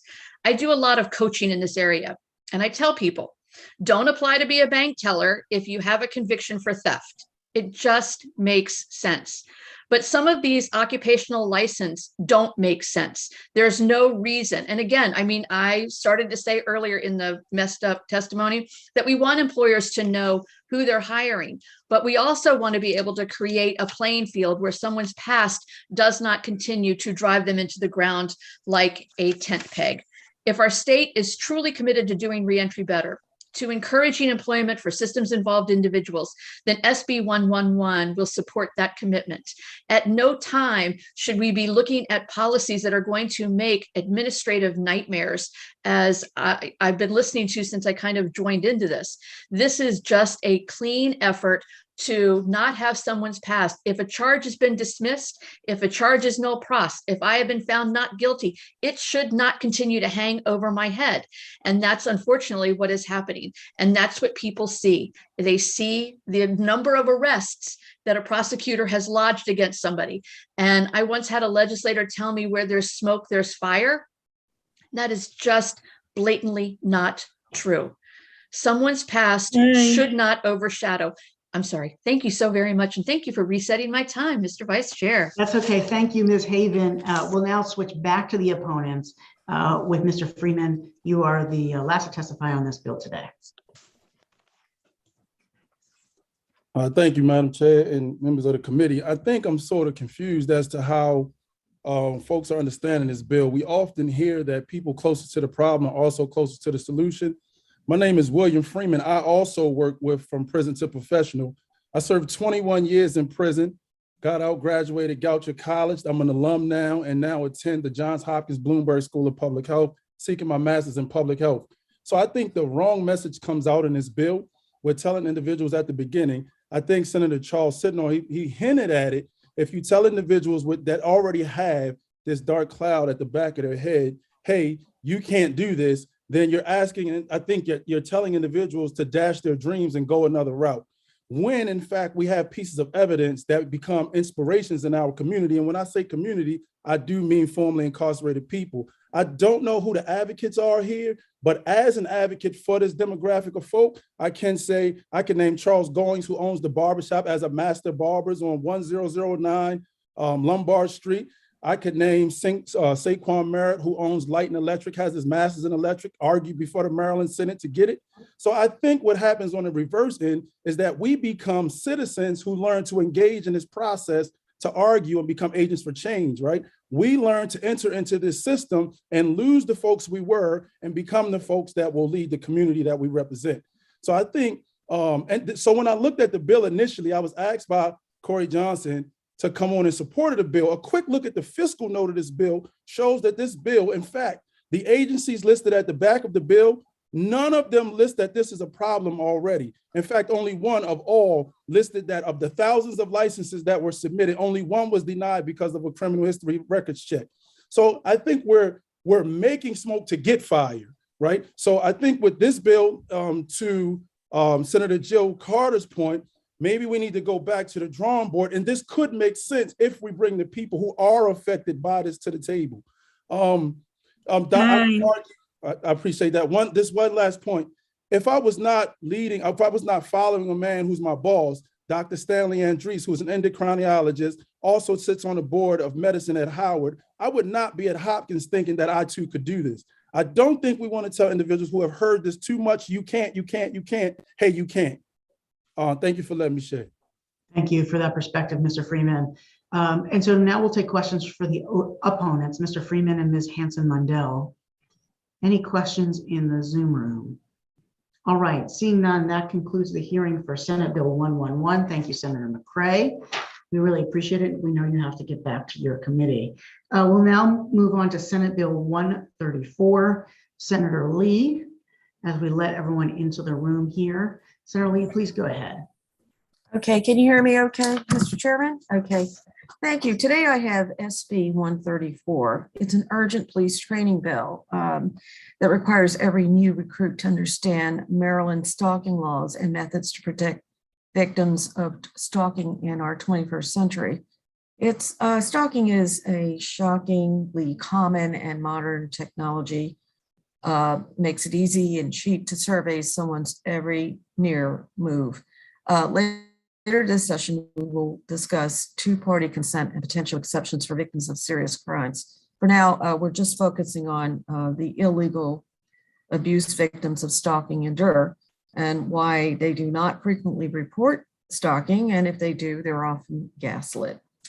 Although our modern society doesn't expect us to maintain much privacy, every person has a choice of whether to share and what to share about their lives, and victims lose that ability when malware is placed on their mobile devices or technology placed on their property with the very goal of tracking movement and learning details of their everyday life. Such an invasion of privacy, of course, is very egregious, whether performed by a spouse, a partner, but equally unsettling when a stranger tracks a victim and their location. Of course, where does the line cross from super creepy to super scary? This is where criminal laws like stalking are so important, but so too are the enforcement and understanding of those laws. The basic understanding of larceny and entrapment are taught for recruits, but law enforcement is not expected to be detectives to solving the crime, nor judges trying the case, yet they have limited guidance on how to deal with a stalking case, let alone stalking by technology, and may be asked to perform roles outside their scope. How do they question a victim or suspect? What should they look for or notice during interviews that may provide insight or fulfill the elements of a crime? What are the common things associated with specific crimes, or who do you turn to if someone needs a device searched for potential malware? Law enforcement should know how to respond to victims of stalking crimes, just like they're supposed to respond to landlord-tenant disputes. There are certain things in the modern world that are going to become more popular or accessible, and training law enforcement to recognize all forms of stalking made easier and increasingly inconspicuous must be taught and must be reinforced. And turning over your device to the computer forensic unit for a prolonged period in order to find out a crime occurred is also a common sense concern. There are crimes that we know are being prioritized, and I find it hard to believe that we could scale up the computer forensic unit. So should we try to fill in the gaps with common sense, insights, and references to relevant victims groups that can help with 21st century safety plan? This is a very complicated space. Complicated issues need training that are clear and resources for those who face the issue as their role in society. I think it's our responsibility to provide such guidance, and that's why we need the training. The last two police training bills to become law involve topics that were already required training for new recruits, but those topics fail to provide specific insights into helping victims of crime. Similarly, and due to the spike in stalkware cases starting shortly before COVID, victims of these crimes feel dissatisfied, of course, with law enforcement's interactions when they have sought assistance. Certainly we can do better as a state than failing to provide training on stalking to the new recruits. Cyber stalking in particular is so pervasive that Interpol has called for global collective action to fight against stalkerware. Groups like Electronic Frontier Foundation and the Coalition Against Stalkerware, including Ava Galpern, who you will hear from shortly after me, will have led the charge in the United States and internationally to bring this discussion to the legislative sphere. So let's have this discussion and give law enforcement the tools and training to identify and assist stalking victims. The Maryland Network Against Domestic Violence has offered some helpful language as an amendment, and I have had that drafted, and I believe that is what the opposition wanted across the board. So I'm very happy to accept that as a friendly amendment. I respectfully request a favorable report on this bill, SB 134, with the reference amendment. The amendment has been distributed to council, and you have my permission to review it at any time. Thank you, Mr. Chairman. I'll turn it over to our witnesses now. Thank you, Senator Lee. First on our witness list is Ms. Eva Galpern. Ms. Galpern, are you joining us from San Francisco? Indeed, I am. That sounds wonderful. Go ahead. All right. So to begin with, I think it's probably a good idea to take a step back and explain what stalkerware is and what tech-enabled abuse is. My name is Eva Galpern. I work for the Electronic Frontier Foundation, and I work directly with victims of domestic violence and tech-enabled abuse. And I can tell you that when I work with domestic abuse shelters, that every single person who comes into a domestic abuse shelter reports that they have experienced some sort of tech-enabled abuse from their abuser. And that can range from spying on their text messages or emails, to installing stalkerware, which is a commercially available software that anyone can buy to spy on their phone, to just changing the configuration settings on their electronic devices in order to leak all kinds of information. And I can also tell you that when the victims of this sort of abuse finally find the courage to go to the police, that frequently they are gaslit. They are told, well, what you have here isn't evidence. What you would need, a full forensic analysis of a phone in order to prove that you're being spied on. And you, as a victim of domestic abuse, probably can't afford full forensic analysis of your phone. And we're not going to do it ourselves because our staff of technologists is very busy right now, the people who have the technical ability to do this. It turns out this is absolutely not true.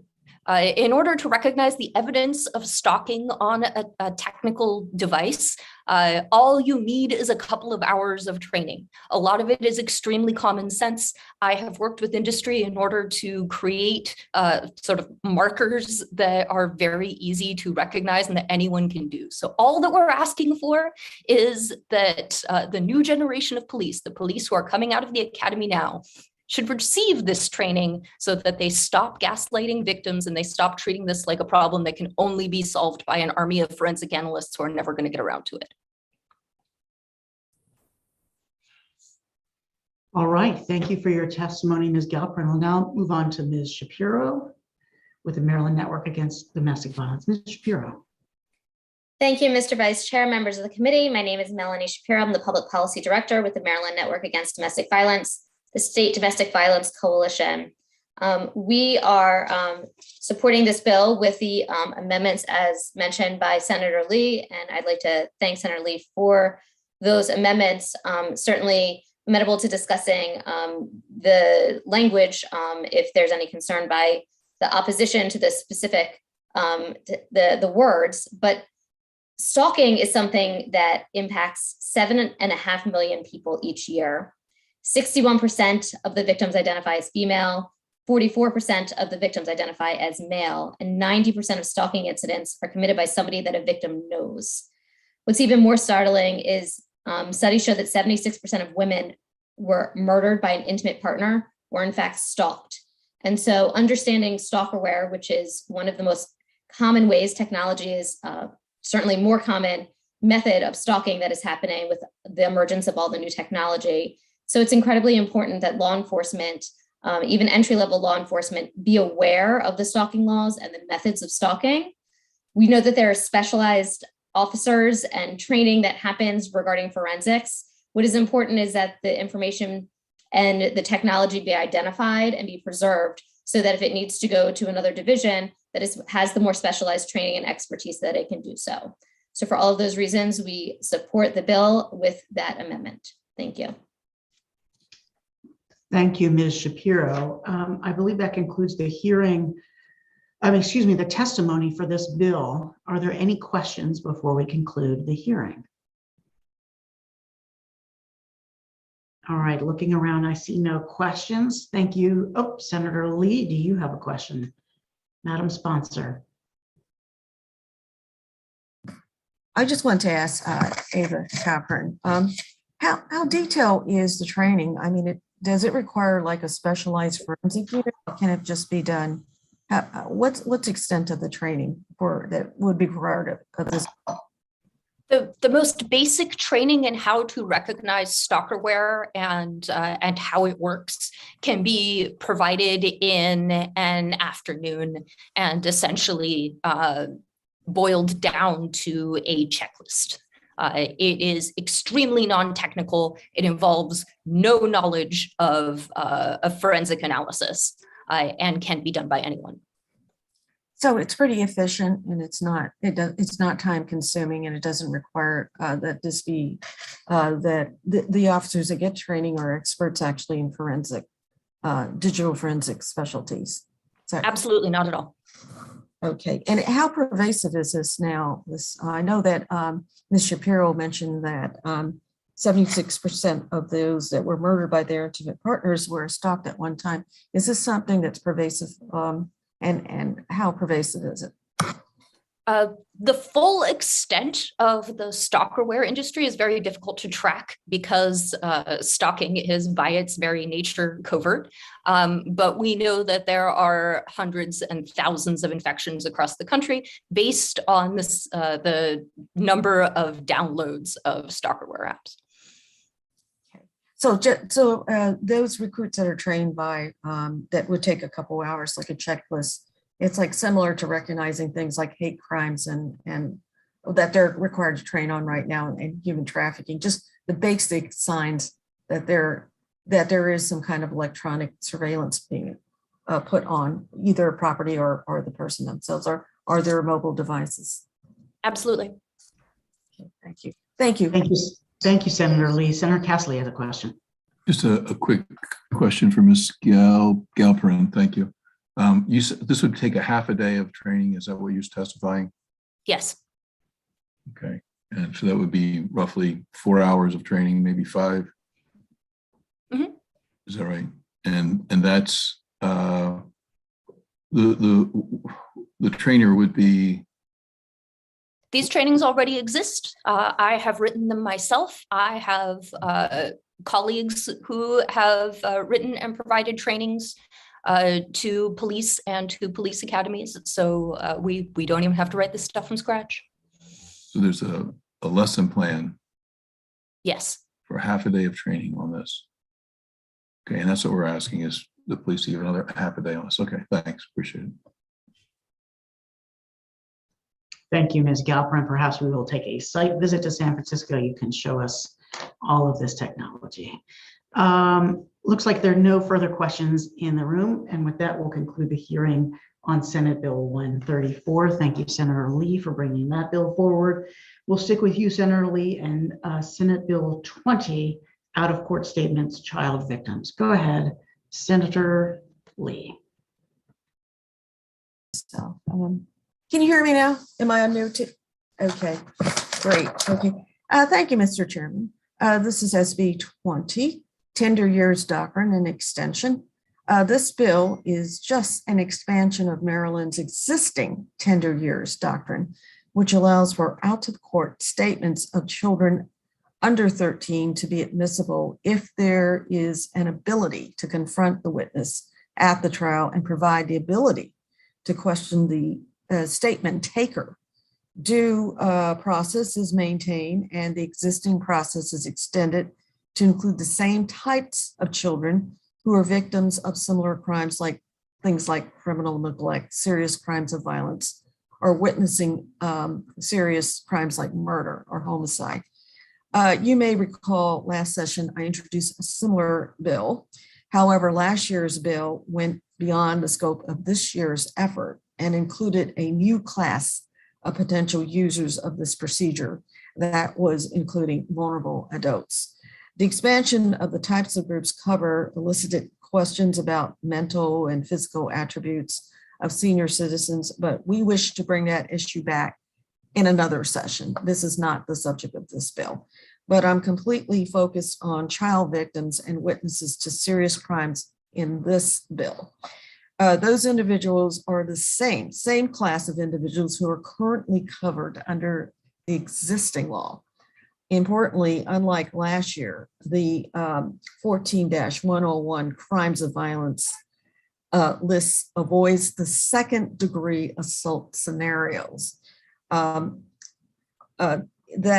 if are harder with these crimes, and the criminal child neglect should be also included for obvious reasons, but these are the same children whose abuse and neglect might go unnoticed if we didn't provide forensic interviews for them.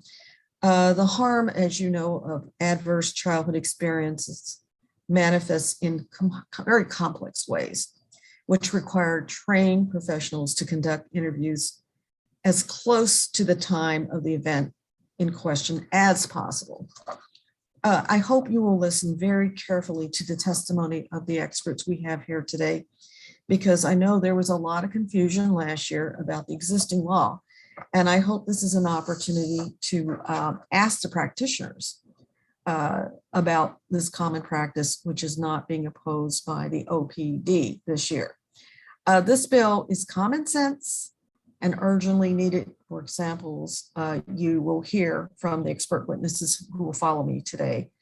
These are the people who work to protect children across our state, and their insight is priceless in this discussion. So I hope you will pay close attention and please ask them questions. Please support this vital bill this session and vote for a favorable report on SB 20. There's some very technical amendments we can talk about, but the bill is largely supported because it builds on the existing practice for a group that is substantially the same to the added categories: children in fear, who are more likely to reveal the truth under forensic interviews. Please listen to again and question the experts, because this should be very common sense legislation based on the realities of ACEs. Furthermore, in addition, these provisions, they provide adequate due process protection to lock up dangerous criminals and avoid the mistakes of the past that can be worked out through existing process of confrontation and depositions. For these reasons, and those to follow from leading experts in the field, I respectfully request a favorable vote on SB 20. Thank you. Thank you, Senator Lee. We'll now move to Debbie Feinstein from the Montgomery County State's Attorney's Office of John McCarthy. Ms. Feinstein, you are up. Thank you so much, Vice Chair Waldstreicher and members of the Judicial Proceedings Committee. My name is Debbie Feinstein, and I am Chief of the Special Victims Division for the Montgomery County State's Attorney's Office. I also serve as chair of the Montgomery County Domestic Violence Coordinating Council. I'm a member of the Treehouse Child Advocacy Center multidisciplinary team. My division prosecutes child abuse, child neglect, domestic violence, human trafficking, sexual assault, and vulnerable adult abuse cases, as well as any homicides associated with any of those crimes. I am here on behalf of myself, State's Attorney John McCarthy, and the Maryland State's Attorneys Association in support of Senate Bill 20. As you have heard from Senator Lee, Criminal Procedure Article Section 11304 currently sets forth a specific statutory scheme for the admissibility of reliable out-of-court statements made by child abuse and sexual assault victims who are under the age of 13. The statute only includes statements that the child made to a physician, a psychologist, a nurse, a social worker, certain school personnel, licensed counselors, and licensed therapists. Oftentimes, these statements are made in the context of or with a forensic interviewer, which you'll hear more from some of my colleagues about that.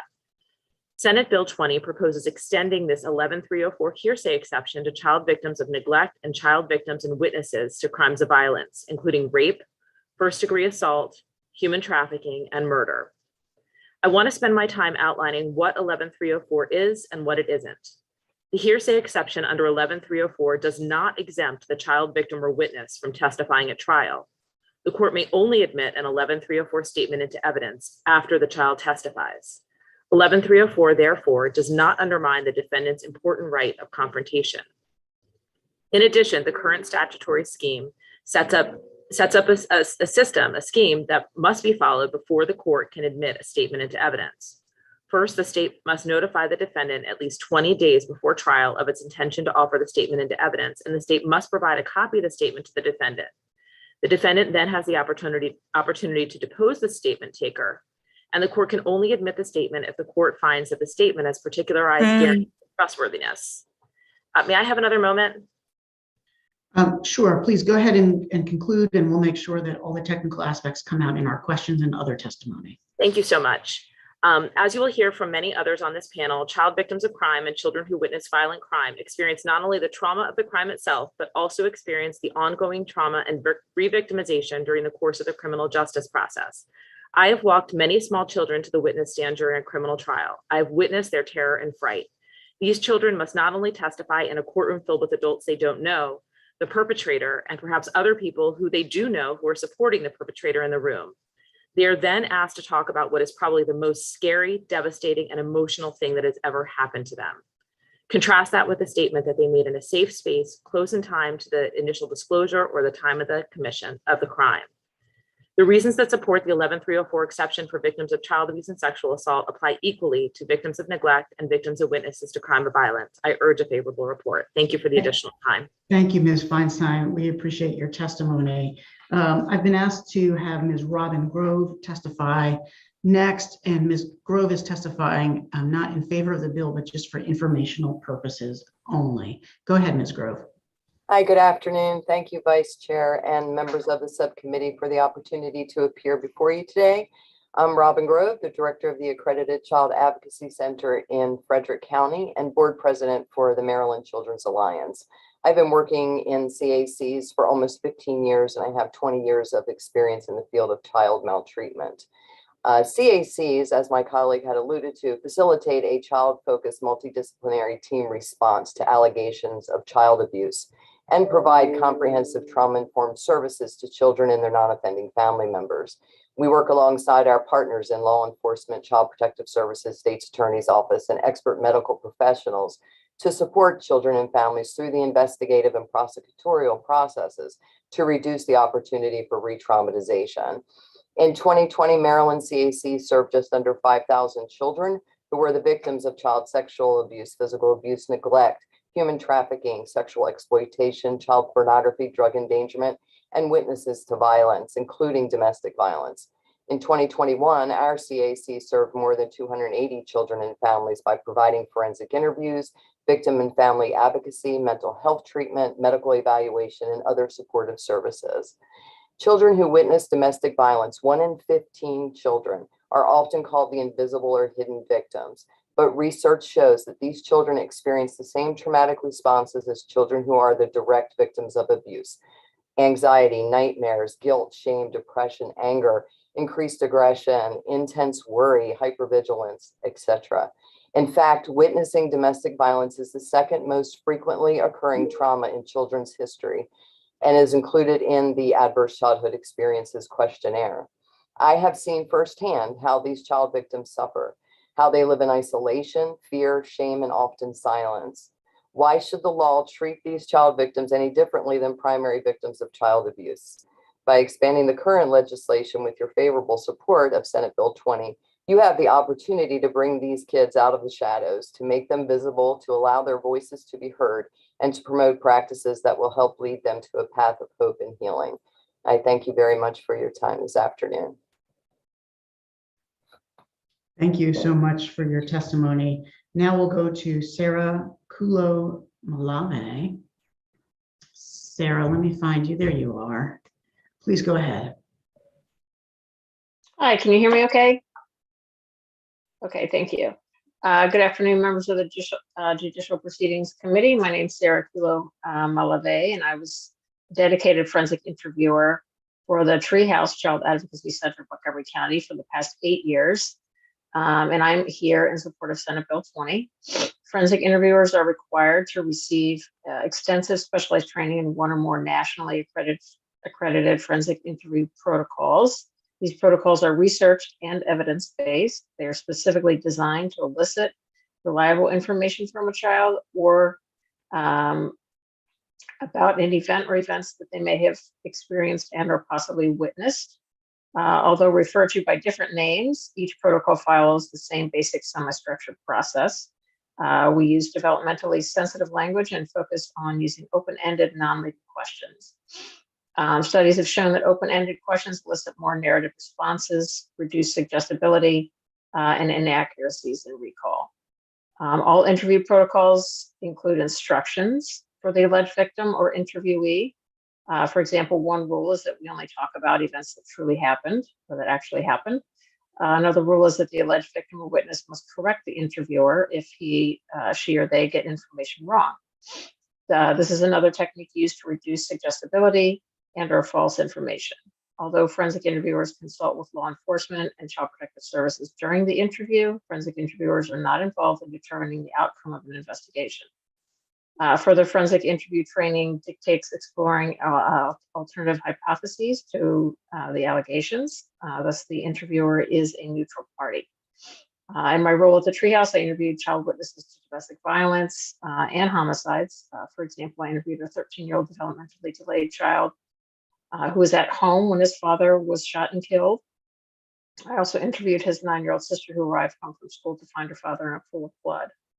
These events are incredibly traumatic in and of themselves, and expansion to the current hearsay rule would allow the reliable statements that they made to me in a safe environment and not in the presence of their father into evidence. I urge you to support Senate Bill 20. Thank you so much for your time. Thank you so much for your testimony here today. I will now move to Catherine Marsh from the Charles County State's Attorney's Office.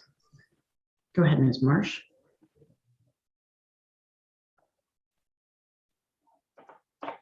Ms. Marsh, you should have something. There you go. Just popped up.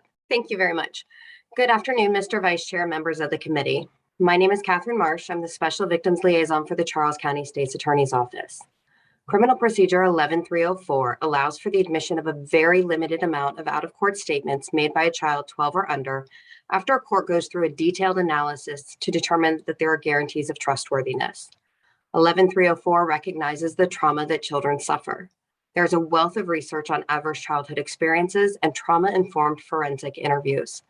Neglect and witnessing violent crimes like homicide and rape are adverse childhood experiences. This year, an 8-year-old girl who I worked with was asleep in her bed when she awoke to her second-floor bedroom window breaking and her mother's ex-boyfriend climbing through her window. He assaulted the child, threatened further harm to her and her family if she contacted anyone. He then went into her mother's bedroom where he strangled and raped her mother.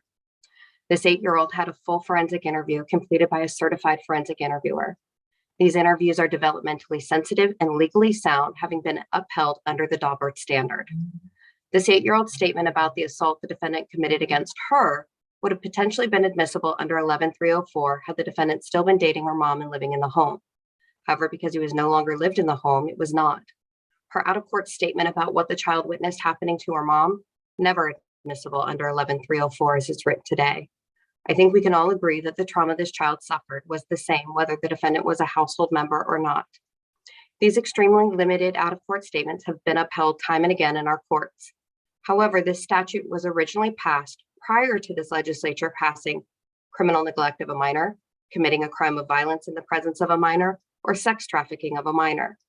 This legislative body has recognized the criminality of these additional actions and the trauma the children suffer. And I request a favorable report on this bill to expand 11304 to also recognize this trauma. Thank you. Thank you so much, Ms. Marsh. We'll now go to Rebecca Cordero. Ms. Cordero. Good afternoon, Mr. Vice Chair, members of the committee. My name is Rebecca Cordero, and I'm an Assistant State's Attorney for Calvert County, Maryland. I have been a prosecutor for 18 years, and I handle child abuse, domestic violence, and sexual assault cases. I'm here today to testify for Senate Bill 20 and ask for a favorable report. Currently, Maryland Criminal Procedure 11304 allows the state to present an out-of-court statement made by a child under 13 to certain qualified individuals when the child is a victim of child abuse or rape.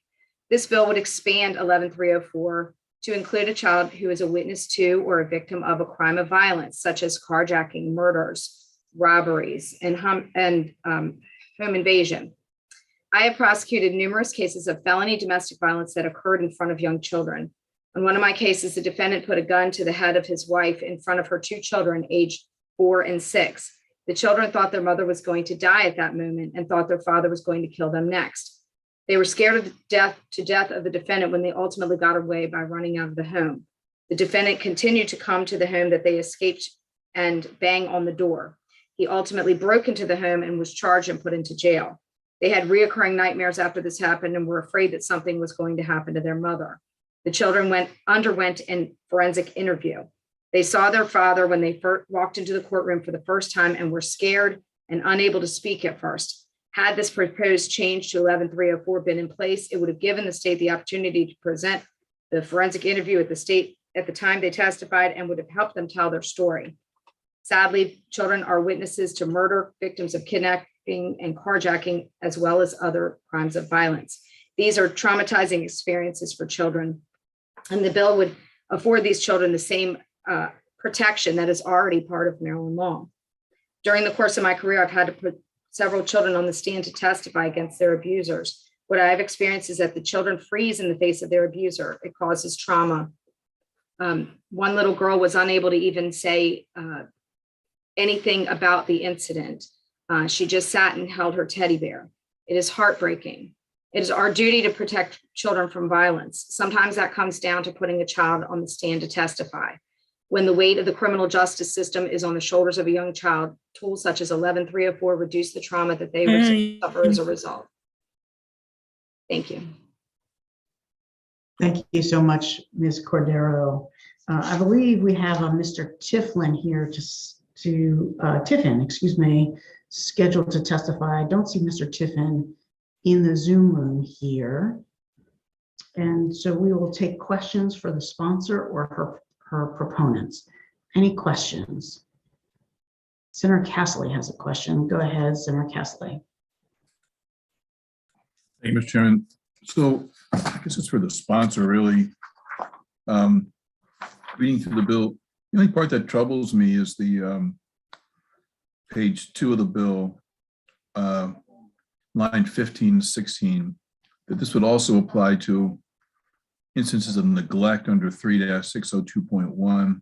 All the other provisions are the other crimes in which this evidence would be allowed are pretty substantial. We're talking first and second degree child abuse, rape, crimes of violence. But then we slip in here number 5, which is neglect. And I'm just, the other ones, you can understand why a child would be terribly hesitant to, or could be intimidated not to testify about these sexual abuses and violence.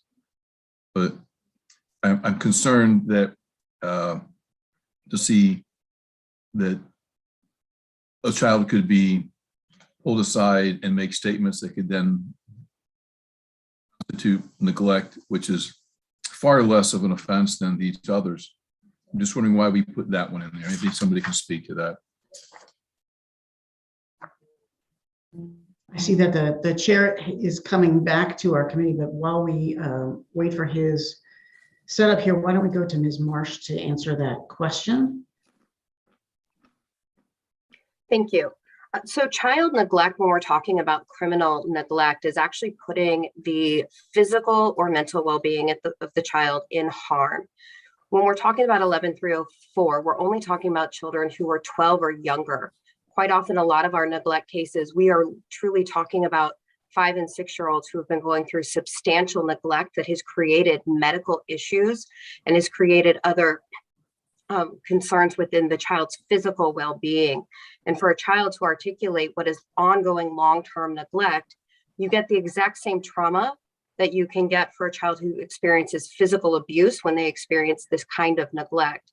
And you also get the exact same results that Ms. Feinstein and Ms. Cadera talked about, where a child can freeze on the stand.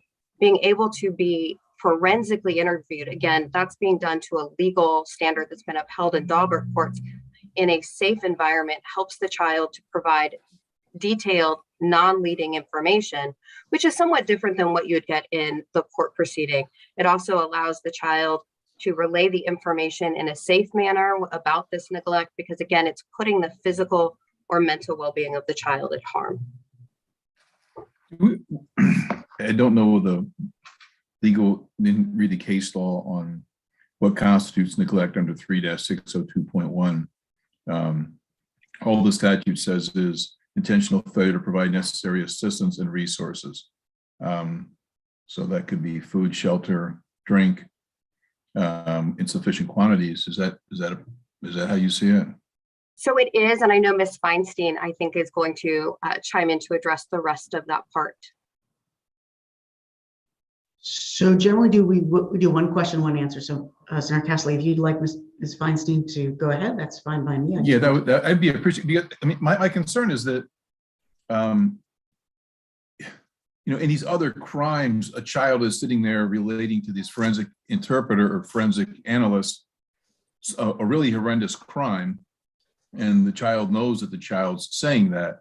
But in the case of neglect, it's possible, depending on how you define neglect, that a child may think that they're actually not saying anything detrimental towards the defendant, the ultimate defendant in the crime, saying, how mom or dad cares for them or what they give them or not. I would hate to see this thing abused, and that's my concern.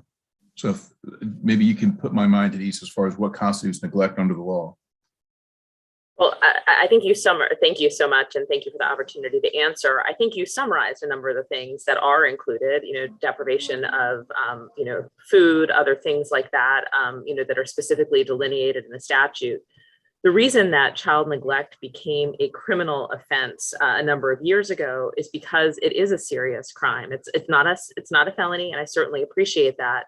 But these are children that are treated in a manner by the person that is supposed to care for them in a way that's exactly the opposite of them being cared for. I think it kind of came to a head here in Montgomery County for my division when we had a case where a mother was charged with 9 counts of neglecting her children, for abandoning her 9 children, all under the age of 12, in a van for 2 days in the middle of winter. Several of her children, due to her drug use during her pregnancies and her prolonged mistreatment, suffered from severe emotional and developmental disabilities. They were also petrified of their mother. They also had been told not to say anything about what had happened to them. The same things that we see over and over and over again. Right. Child but you're not, abuse. Yeah, I appreciate that testimony, but I'm really trying to get the other extreme. I got it. It could be something so extreme that we all want to come out and just put that person in jail for the rest of their life. I'm looking at the other end of the spectrum. How minor can the conduct be? Are there cases on how little of an actions it takes to qualify for neglect? Yes, there certainly are, but it's not a little. The conduct actually has to be, fairly significant. Let me just pull the statute while we're talking. I don't know if any of my colleagues want to chime in, but I can refer specifically to the statute if that's helpful. But I certainly agree with you that there are examples that would run the gamut, just as there are examples that run the gamut with physical abuse, frankly, which is already included in 1104-304. A slap that leaves a red mark on a child's face, and repeated slaps that that leave red marks on a child are included just as much, now under 11-304 as a child that is beaten extensively. All of these statutes kind of run the gamut, and it's going to be in the court's discretion as to whether to admit the evidence and whether they find it to be valuable. So I think, I don't know if that alleviates your concern about this, but really, I think at the end of the day, the reason for 11-304 is because you're getting trustworthy statements, regardless of and the position that the child is in. So I appreciate that you're saying these may be more minor crimes, but I guess we're looking to get at the truth when we're prosecuting a case. And the reliability of these statements, whether it's in a neglect case or in an abuse case, is exactly identical. It doesn't change the penalty that the person is going to face or the consequence. Someone that deprives of food versus leaving their kids in a freezing cold van for 2 days may have a different penalty, just like a child who is, smacked about several times versus, punched and has lasting, damage or a skull injury. Yeah, and to be fair to the other side, though, it's not just about the truth. It's also about balancing the defendant's constitutional rights to confront an accuser, and that is to protect the innocent. So it's not just about getting to the truth for the purpose of conviction. It's also about defending the innocent. And obviously, the most preferred method would be to pull the 13-year-old or 12-year-old or 11-year-old in before the court. But then we recognize that it's traumatic, and so we're making a balance. We're weighing here, and we're erring more on the side of protecting the child, and we're subverting we're lessening the constitutional protections for the adult and for the purpose of benefiting the child. And that certainly makes sense for rape and these other crimes that are listed here. But in the original statute, we kept it at those levels. These are serious crimes where you thought, my God, we've got to stop this abuse or not these crimes. And so we will impinge upon the constitutional right to confront. And now we're taking this down a few steps, and we're going to neglect, which can be the child was deprived of lunch today, could potentially be neglect, right? Well, no, a child being deprived of lunch for 1 day is not going to constitute neglect. That's not. That was my whole question: was what does it take to constitute neglect? It has to be a pattern of conduct over time. I mean, that doesn't say it in the statute. So I'm just wondering. I understand that. I understand. I guess I'm telling you anecdotally from the cases that we prosecute. It has to be. We aren't. One instance of neglect is not even going to get charged. That's going to be handled by child welfare. It's not going to come to our attention. But I want to correct something, if I may. The child has to testify in all of these instances. The defendant's right to confrontation is in no way impacted. The defendant can ask the child anything they want when they're on the stand. That is a prerequisite to the admissibility of an 11304 statement. The child must testify. So there really is no taking away from the defendant's right of confrontation. We don't want that. The defendant has that right. Absolutely. That is a constitutional guaranteed right. And the 11304 statutory scheme absolutely recognized that. And it's been upheld by the Court of Appeals. Okay, so this is supplemental, this is additional evidence that you heard the child, you had the right to confront the accused, yes. And now you're getting this additional evidence. Yes, and the defendant has the opportunity to cross-examine the child about whatever they say in court and whatever's in the statement that is admitted through another statement taker. The defendant has a copy of that whole statement. They can ask that child whatever they want when the child's on the stand. Okay. Thank you, Senator Castley. Thank you. Thank you, Mr. Chairman. Thank you, Senator Castley. Last question goes to Senator Hettleman. Thank you very much, Mr. Chairman. What triggers this? And I guess it's still up to the judge to determine whether this evidence is admissible. Is that correct? So this is not a foregone conclusion that this happens in every case. It happens if a kid discloses to one of the covered people here, physician, psychologist, nurse, social worker, and then for whatever reason, they ask the court for that evidence to be admitted in that way. That's correct? I mean, and the judge presumably takes all of the context of that disclosure into effect in making that decision. Is that right? 100%, Senator Hettleman. Thank you for that question. There's actually, and I was beginning to kind of go through all of them in my testimony, and I tried to do too much, I guess, in my short time. But the first thing that has to happen is the state has to provide notice at least 20 days in advance of the hearing to the defense that we're going to use the statement. If the statement hasn't been recorded, we have to provide the full content of the statement to the defendant. So we'd have to write them a letter or provide notes, whatever it is, to the defendant. So they are fully aware of all of those contents. Then the defendant has the right to depose the statement taker. So for example, say that Sarah Kula-Malave is the forensic interviewer, and I noted the statement that was made to her in a case.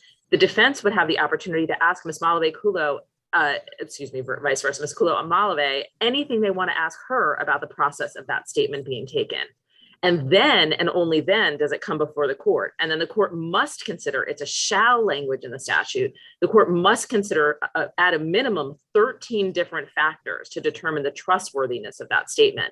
The 13 factors include whether the child had a motive to fabricate, whether the statement is internally consistent, whether the statement is coherent, whether there was suggestibility in the statement, like whether there were leading questions asked by the interviewer, the child's personal knowledge, and the timing of the statement. Those are just some examples of the 13 factors. And so, and then the court can still decide not to admit the statement if they don't feel that it means that. And the court has the right to question the child, his, her, or themselves prior to making a determination. The statute provides for all of those things. There's a lot of safeguards around the statement coming into evidence, and it's not a low bar. It's a very high bar actually to get these statements admitted. And just reflecting back on what was said, said by Ms. Kulumalave, that there is scientific evidence, and it's an evidence-based process that forensic interviewers go through. And I would say, and I don't know if Ms. Marsh and Ms. Cordero would agree with me, I think they probably would, the vast majority of statements under 11304 are made to these specially trained forensic interviewers, because those are made in the most reliable, scientific, evidence-based, non-leading, not suggestive type of environment. And, Ms. Kulumalave indicated she did this for 8 years. This was all she did. And she is highly trained and highly able to elicit the truth at the end of the day. That's what we're looking to get at as the state, is getting to the truth. And that's what this statute or this bill would expand upon. And if I could just ask one quick follow-up, and then the defense would have the opportunity, am I right, to also interview Miss Kulumalave? Yes, exactly. On the stand. Oh, absolutely. Yeah. She would testify, and during her testimony is when the 11304 statement would be admitted. Okay. She would lay the foundation. We would call her as an expert in forensic interviewing. She would lay the foundation, talk about her training. So then not only does the defense have a chance to question her, the jury gets to decide, was this process even reliable at all? Yeah. The jury gets to decide that too. And the defense gets to ask her, is whatever they want. So thank you so much for your question, Senator. Thank you. Thank you for those questions, Senator. Thank you for those answers, Ms. Feinstein. That concludes the testimony in favor of the bill. We have Mr. McAvoy signed up to testify against the bill. I don't see Mr. McAvoy here. And so with that, that will conclude the hearing on Senate Bill 20. We'll move on to Senate Bill 33, Mr. Chairman. Excellent. Thank you very much, Mr. Vice Chair, and good afternoon, everyone. We'll now turn to Senate Bill 33. Senator Lee, the floor is yours.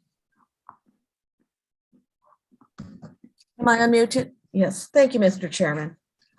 This bill may look very familiar to you, some of my colleagues, esteemed colleagues.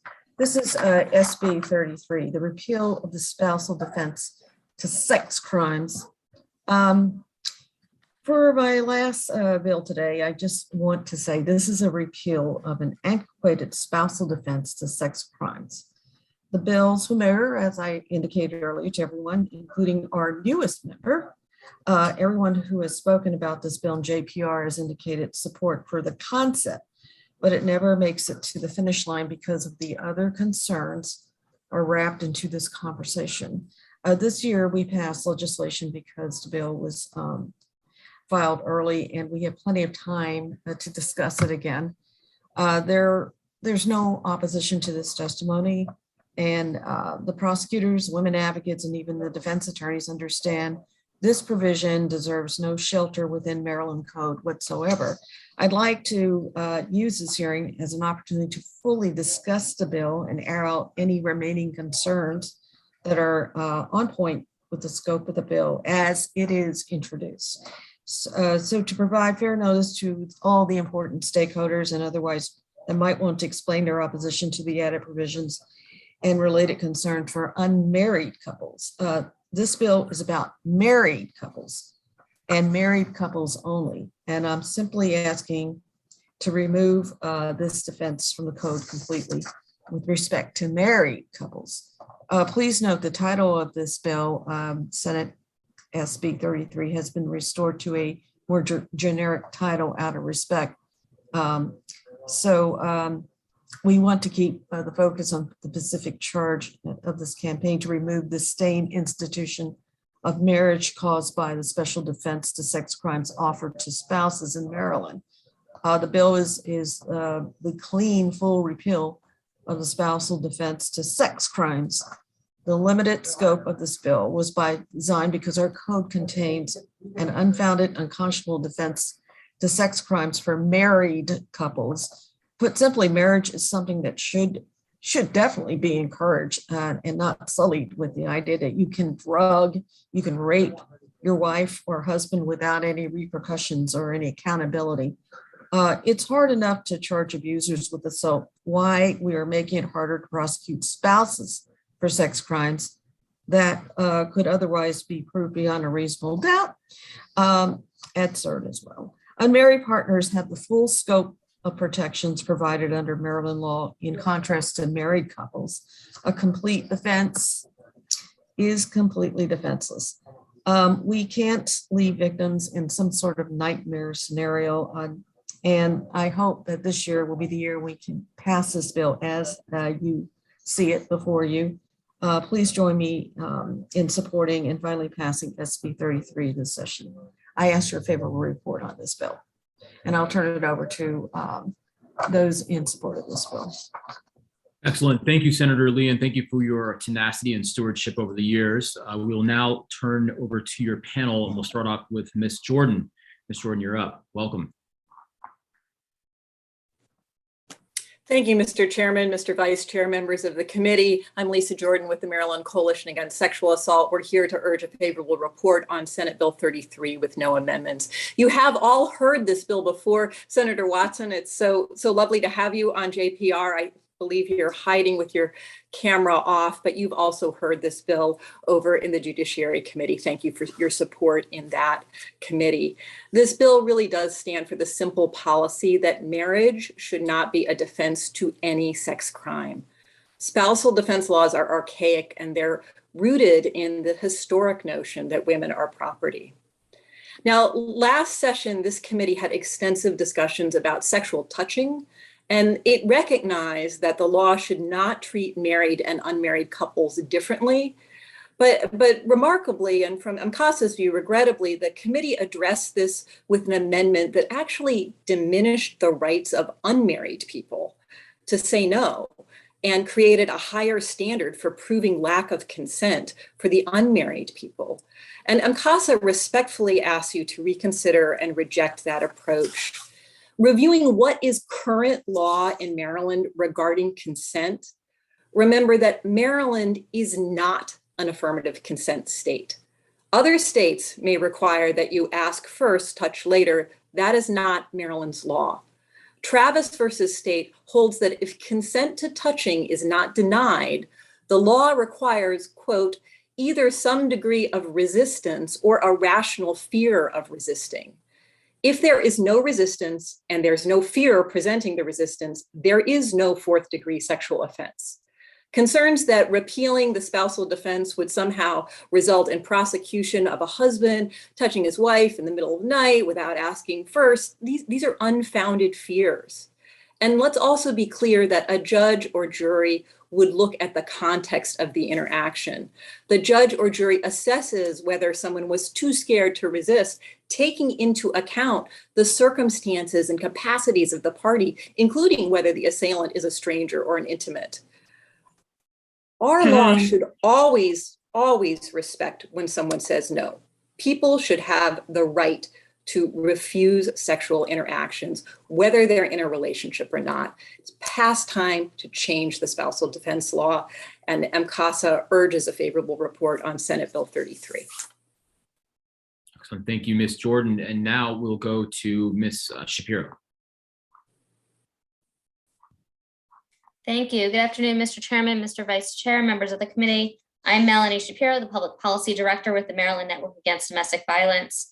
We are asking for a favorable report without any amendments on Senate Bill 33. And Ms. Jordan did an excellent job of already explaining the law. So let me explain to you a little bit about the distinction. So if you are an unmarried couple And all of these offenses are chargeable. And if you are in fact married, marriage is a defense. And so that means that the prosecutor, it's an absolute defense. So the state can't even really pursue a case at all. Marriage is a complete defense to these acts. And this is rooted in English common law from 1847. So we are in 2022, and we are saying, as a matter of policy and as a matter of law, and the history of this particular law comes from when women were considered their husband's property, and a marriage contract meant a woman consented to all marital sex, including rape. And I don't think that's what anybody in this committee believes, and I don't think that that's what the policy of the state of Maryland should be. I do want to add that I am testifying in support also for the family and juvenile law section of the Maryland State Bar Association. And this is a real issue in Maryland, or in the country. In 2019, 12% of the calls from Maryland citizens to the National Domestic Violence Hotline were seeking help after sexual abuse from an intimate partner. And so to think that we don't need a law like this, it's unfortunate that we do, but we do need to repeal this complete defense so that people can be charged for the crimes that they actually commit. And so if it is a sexual offense, all those offenses should be eligible. And for all those reasons, we urge a favorable report on Senate Bill 33. So thank you very much, Ms. Shapiro. Next, we'll go with Ms. Siri. You are up. Welcome. Good to see you. Good afternoon. It's good to see you as well. Good afternoon, Mr. Chair, Mr. Vice Chair, members of the committee. My name is Michelle Siri. I'm the Executive Director of the Women's Law Center of Maryland. We're a statewide legal services and advocacy organization. I'm also here actually on behalf of the Maryland Legislative Agenda for Women. SB 33 is part of MLaw's agenda of bills that its organizational and individual members are supporting this year. And I'm here to state unequivocally that one's marital status should never define one's ability to control their own bodily autonomy.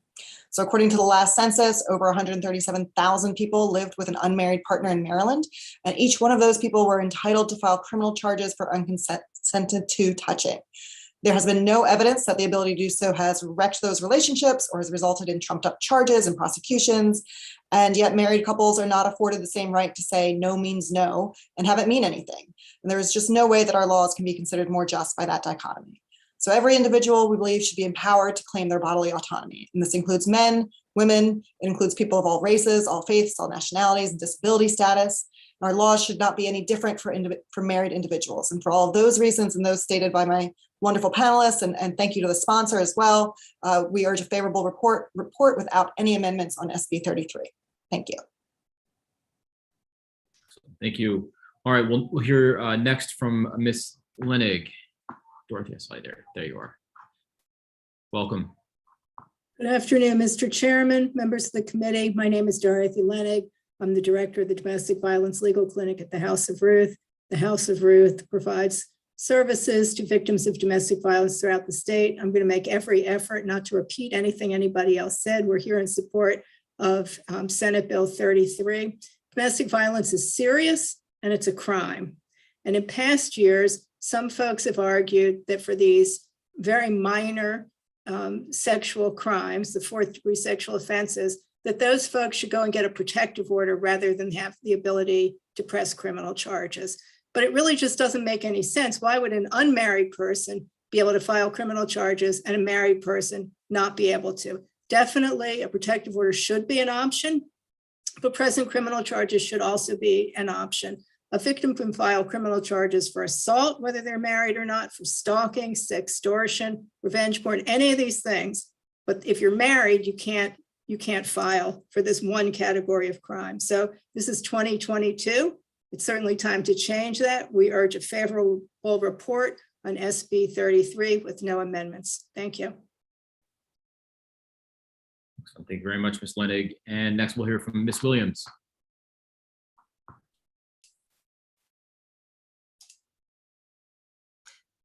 Thank you. Good afternoon, Chair Smith, Vice Chair Waldstreicher, and members of the committee. The Attorney General urges a favorable report for Senate Bill 33. I will also try not to repeat what others have said, but I would like to reiterate that prosecutors have been able to bring sexual assault charges against the 137,000 people in committed but unmarried relationships for decades. Yet we do not see prosecutions based on a lack of affirmative consent or the kind of familiar, intimate touching that has driven opposition to this bill in the past. And that's because the law does not allow prosecutions of that type, as I detail in my written testimony. As Ms. Jordan said, the law in Maryland is clear. Mere passivity is not enough to prove lack of consent. There has to be an express denial or proof of an implicit denial, which requires resistance or proof of a rational fear of resistance. Moreover, while proof of lack of consent is very fact intensive, the relationship between the parties and whether prior consent to sexual contact was continuous and ongoing are relevant factors in that analysis. So the idea that there are going to be these prosecutions based on the familiar or intimate touching amongst couples that happen every day are just not a realistic concern. Marriage should not provide immunity for any kind of sexual assault. And the Attorney General's office asks this committee to give a favorable report to Senate Bill 33. And if you'll indulge me for a moment, I know I did not testify in support of the last bill, obviously, but as a friend of the committee, I handled a case in 2016 that dealt with the sufficiency of the evidence for child neglect. And if Senator Casserly would like me to forward that citation to him, it talks about the contours of the sufficiency of the evidence for that charge. I'd be happy to do so. He is nodding in the affirmative. Thank you. Great, I will send that along. Thank you. Excellent. Okay, thank you very much for your testimony and thanks for offering the citation. Could you also CC my office as well, please? Thank you. All right, next we'll head over to Mr. Riley. Welcome.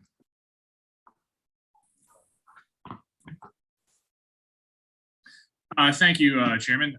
Members of the committee, my name is Joe Riley. I'm the elected state's attorney for Caroline County and the legislative chair for the Maryland States Attorneys Association. We seek a favorable report on Senate Bill 33 and thank Senator Lee for again bringing this bill forward. This bill is the, you're kidding, right, Bill? Because as a public official, I go around and talk to my constituents, even in a conservative district like Caroline County. And they ask, well, what are you doing in Annapolis? I'm like, well, there's a bill that will eliminate the spousal defense for third degree and fourth degree sex offense, because right now, if you're married, you can't charge your spouse with third degree or fourth degree sex offense. And the response I get from citizens is, you're kidding, right? So I'm urging you today to end the use of marital status as a defense. It's against public policy. It gives more advantages to unmarried cohabitants. It perpetuates systemic sexism and misogyny by preventing victims who are overwhelmingly female from seeking to have the person who harmed them brought to justice. I wish my colleague, Debbie Feinstein from Montgomery County was here. She would certainly tell you about a case where a person was drugged and they were taken advantage of, and that footage was sent over the internet, could not be charged for the third degree sex offense that occurred against her because of the marital status. Now, persons who may be reluctant to support this bill will say that this maybe calls for an abusive process by spouses who are in contested divorce cases. Well, I encourage you to look at the bill as it is now. Currently, if you're not a cohabitant for a period of 3 months and under a separation agreement, you can file. So the people who you are saying will be filing already can file. And on the front lines as a prosecutor, I don't see these cases.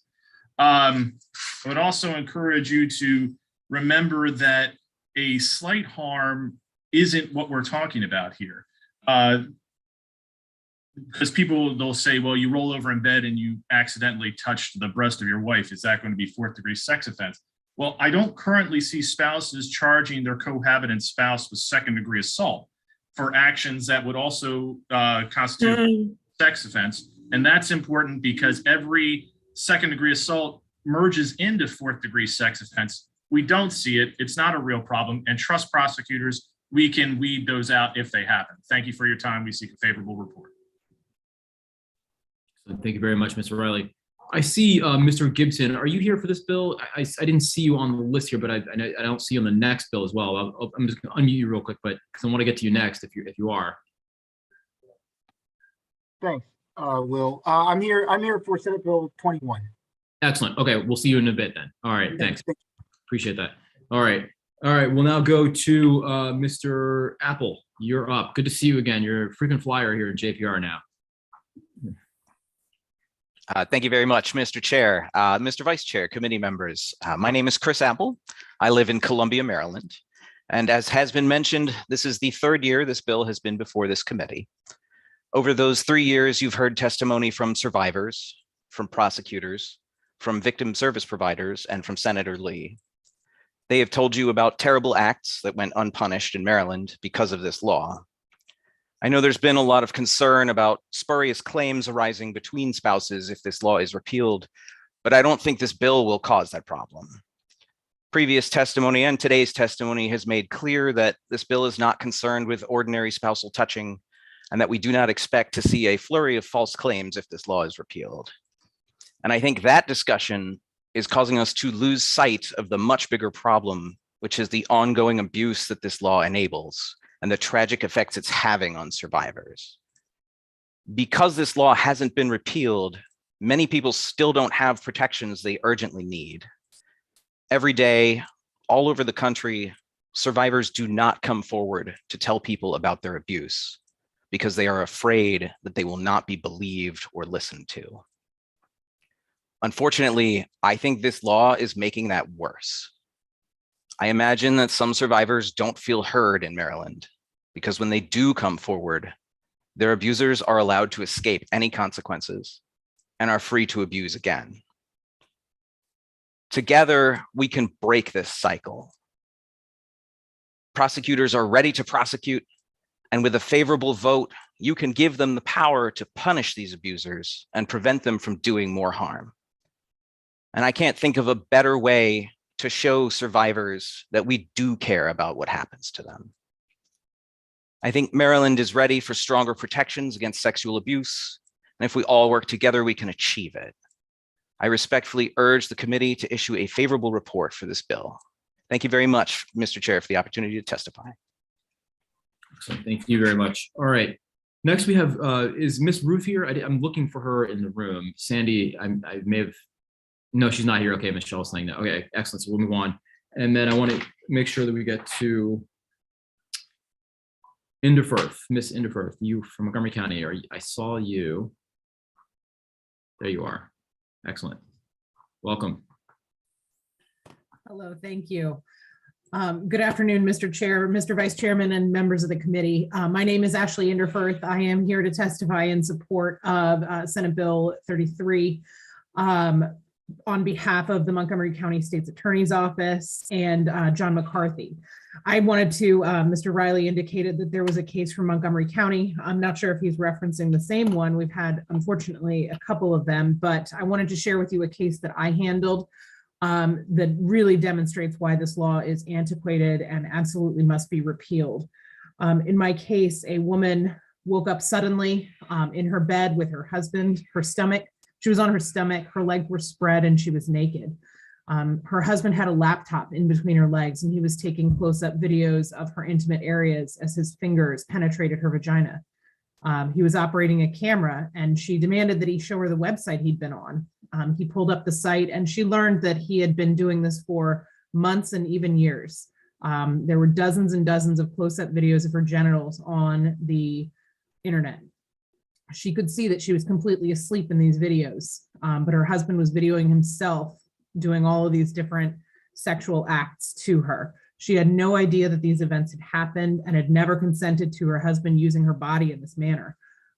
He had potentially drugged her, and she also had somewhat of a substance abuse issue, and so sometimes slept very heavily. When the detective brought the case to me, I intended to charge the husband with rape for each and every video. There were over 30 of them that the detective was able to uncover. But then I learned that in Maryland, a person can't be prosecuted for rape if the victim was their legal spouse at the time of the offense. And it didn't involve force or the threat of force. Senators, I had to tell this woman that I couldn't prosecute her rapist because her rapist was her husband. It seems impossible that in 2022, a marriage certificate can be a shield for a rapist and allow him to avoid accountability. respectfully ask that you issue a favorable report, because repeal of this law will place all rape victims on equal footing under the law, regardless of their marital status.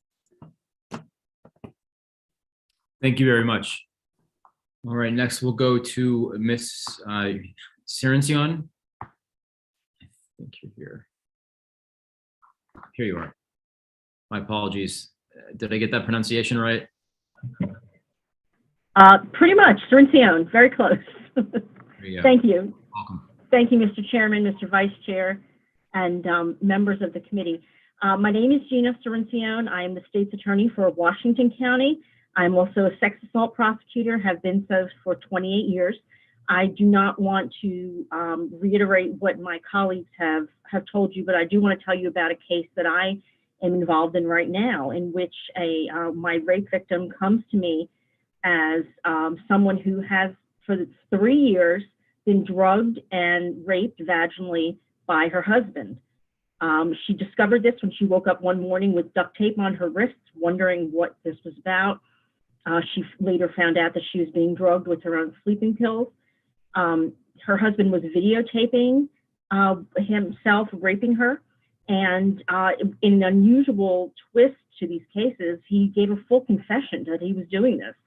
So this was a very prosecutable case. Unfortunately, because these two people were married, we couldn't prosecute him for the rape, which clearly he had perpetrated. Being vaginal intercourse with someone who's physically helpless is one of the modalities of rape. And my victim was physically helpless. She was unconscious, she was unable to resist, and she was unable to withdraw consent or withhold consent. Because of the marital defense to these sex offenses, I was not able to charge him with any felonies, most certainly the felony of rape. I was able to charge him with some misdemeanors. However, that is not sufficient for the conduct that she endured for a number of years. And I believe that it's time to repeal this marital defense. Thank you for the opportunity to address you about this case. And I ask that you issue a favorable report for Senate Bill 33. Excellent. Thank you very much for your testimony. With that, that'll conclude the testimony for Senate Bill 33. And there are no opponents signed up to provide oral testimony, although some people have submitted some written testimony. So now we'll submit it over to the committee for questions. I see one. Senator Castley, you're up.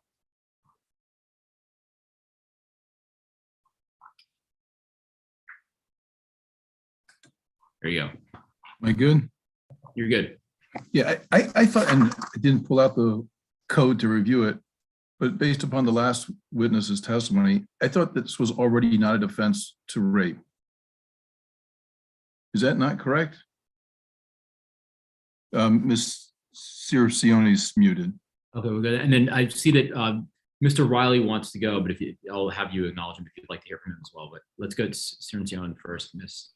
You are. Try to unmute you here. Okay. There you go. Senator, could you repeat the question, please? Yeah, I looking at the statute, I thought this was already not a valid defense to rape. What is not a valid defense to rape? That this provision in 3318. Am I wrong? Okay. No, it is. The only time that this is not a valid defense to rape is in a situation of force or threat of force, or in the situation of separation period. But as far as my victim being raped while she was physically helpless, this is a complete defense to that conduct. I mean, that's right. I remember these cases from last time. It's just odd because breaking and entering requires the slightest amount of force, so that if you push a piece of loose leaf aside to break and enter, that's force. But somehow these courts are interpreting admission of drugs against someone's will as not the use of force, which seems preposterous. But so you're saying that it's in the case you talked about that that was the defense because there was no force used? There was no force or threat of force. Actually, it's a totally different modality of rape. It's physically helpless. Force was unnecessary, and lack of consent, she wasn't able to consent or withdraw consent. So this is a legitimate modality of rape, but there was a complete defense because they were married. But if she had resisted, this would not be a defense, right? This is not a this provision is not a defense to use of force rape. If this was a force or threat of force rape and she had resisted and withheld consent, then this would be prosecutable, yes. But in this situation with my victim, she was completely unconscious. So she was drugged, and then vaginal intercourse was performed on her while she was helpless. Yeah, that was similar to the case that prompted this bill in the first place several years ago. And I just always thought that a circuit court judge to rule that way was preposterous. That how the use of drugging someone to overcome their resistance and their consent did not amount to a denial of their, I mean, that would not constitute rape. That's just an utterly preposterous ruling by those judges, but okay. Thank you very much. And that's where we are. Yes. Thank you, Senator Cassidy. I'd actually like, if you could, I'd like for Ms. Williams and or Mr. Riley to respond to that as well. I mean, if you still want to, because I'd like to hear your response. So I'll go with Mr. Riley since I saw you first. I'll go to you first, and then Ms. Williams. I'll defer to Carrie on it. My understanding was it was 3rd degree and 4th degree sex offense. I'll defer to Carrie. Right, that it was a defense to 3rd or 4th degree sex offense, but not to 1st or 2nd. Right? No, Miss, I'm sorry, I don't think I know how to pronounce her name, and that's embarrassing because I should, but she's exactly right. The marriage defense applies to the modality of 2nd degree rape that requires proof that a victim is mentally incapacitated, cognitively impaired, or physically helpless. Marriage is a complete defense to that 2nd degree rape charge. So yes, that's exactly right. And it's not just the circuit court. It's not just the circuit court judges that have ruled that way. There have been appellate court judges that have ruled that way. But I see that Ashley might also have, or Ms. Enderforth might also have something to add. So I don't know if it's the committee's pleasure. I would defer to her as well. I'm going to hear from her, but then we'll move on to Senator West. Let's go ahead. Thank you. I just wanted to point out that the crux of this issue isn't that these people were drugged. It's the fact that they were incapacitated and their partners, their husbands, had sex with them. Even if they incapacitated themselves, that makes them even more vulnerable in some ways because they might have a drug problem or an alcohol problem. And therefore, this law doesn't depend, and the sort of horror of this law doesn't depend on the fact that the husband is drugging them to obtain this incapacitation. It's the fact that they are incapacitated and physically helpless. So I wouldn't want the committee to base this on the idea that husbands would have to drug their spouse in order for this to be an important change. Excellent. Senator Cassidy, good to go? Yeah, thank you, Mr. Chairman. All right, excellent. All right, Senator West. Thank you, Mr. Chair. So we've had this bill before, and I was one of those who were concerned about the situation of a couple in bed at night and the husband rolling over and touching the wife's intimate part, and she jumps up and says, "I didn't consent to that. You're going to jail. I'm going to call the state's attorney." But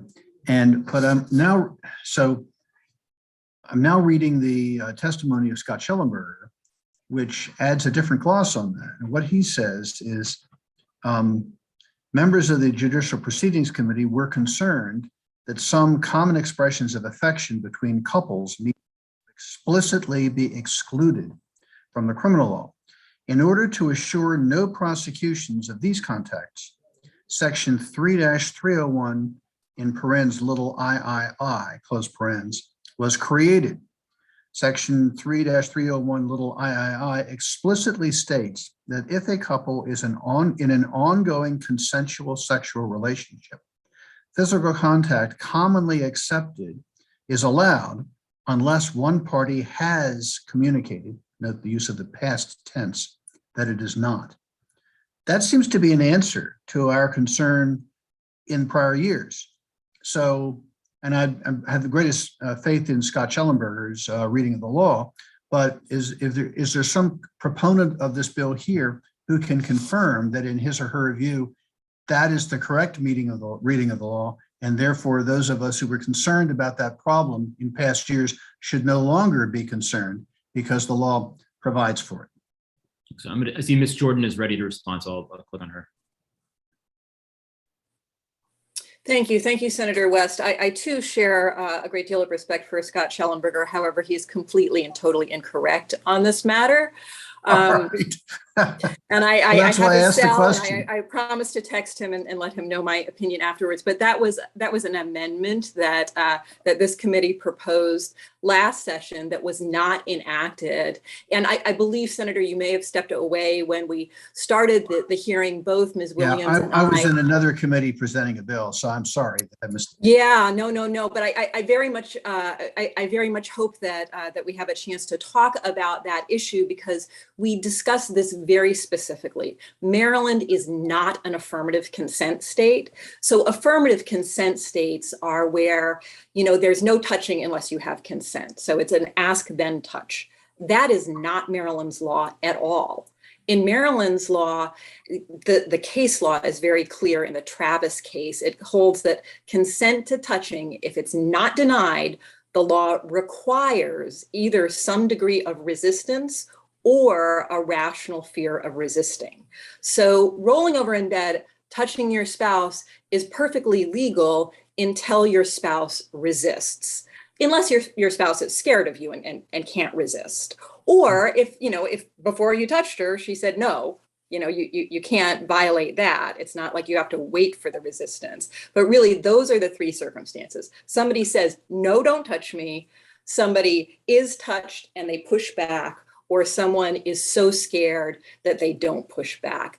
That's what our law is right now. So it's simply incorrect to say that rolling over touching your spouse is going to be criminalized. That's not going to happen. I know Ms. Williams and Mr. Riley and probably the other prosecutors can speak from their experience prosecuting, but I do feel that last year it got kind of tangled up without that clear understanding. We are not an affirmative consent state. It did get tangled up last year. So I'm glad you've clarified that. Is there someone who is on, Mr. Riley, you're about to speak, I think. Maybe you could confirm that Ms. Jordan's interpretation of Maryland's current law is right.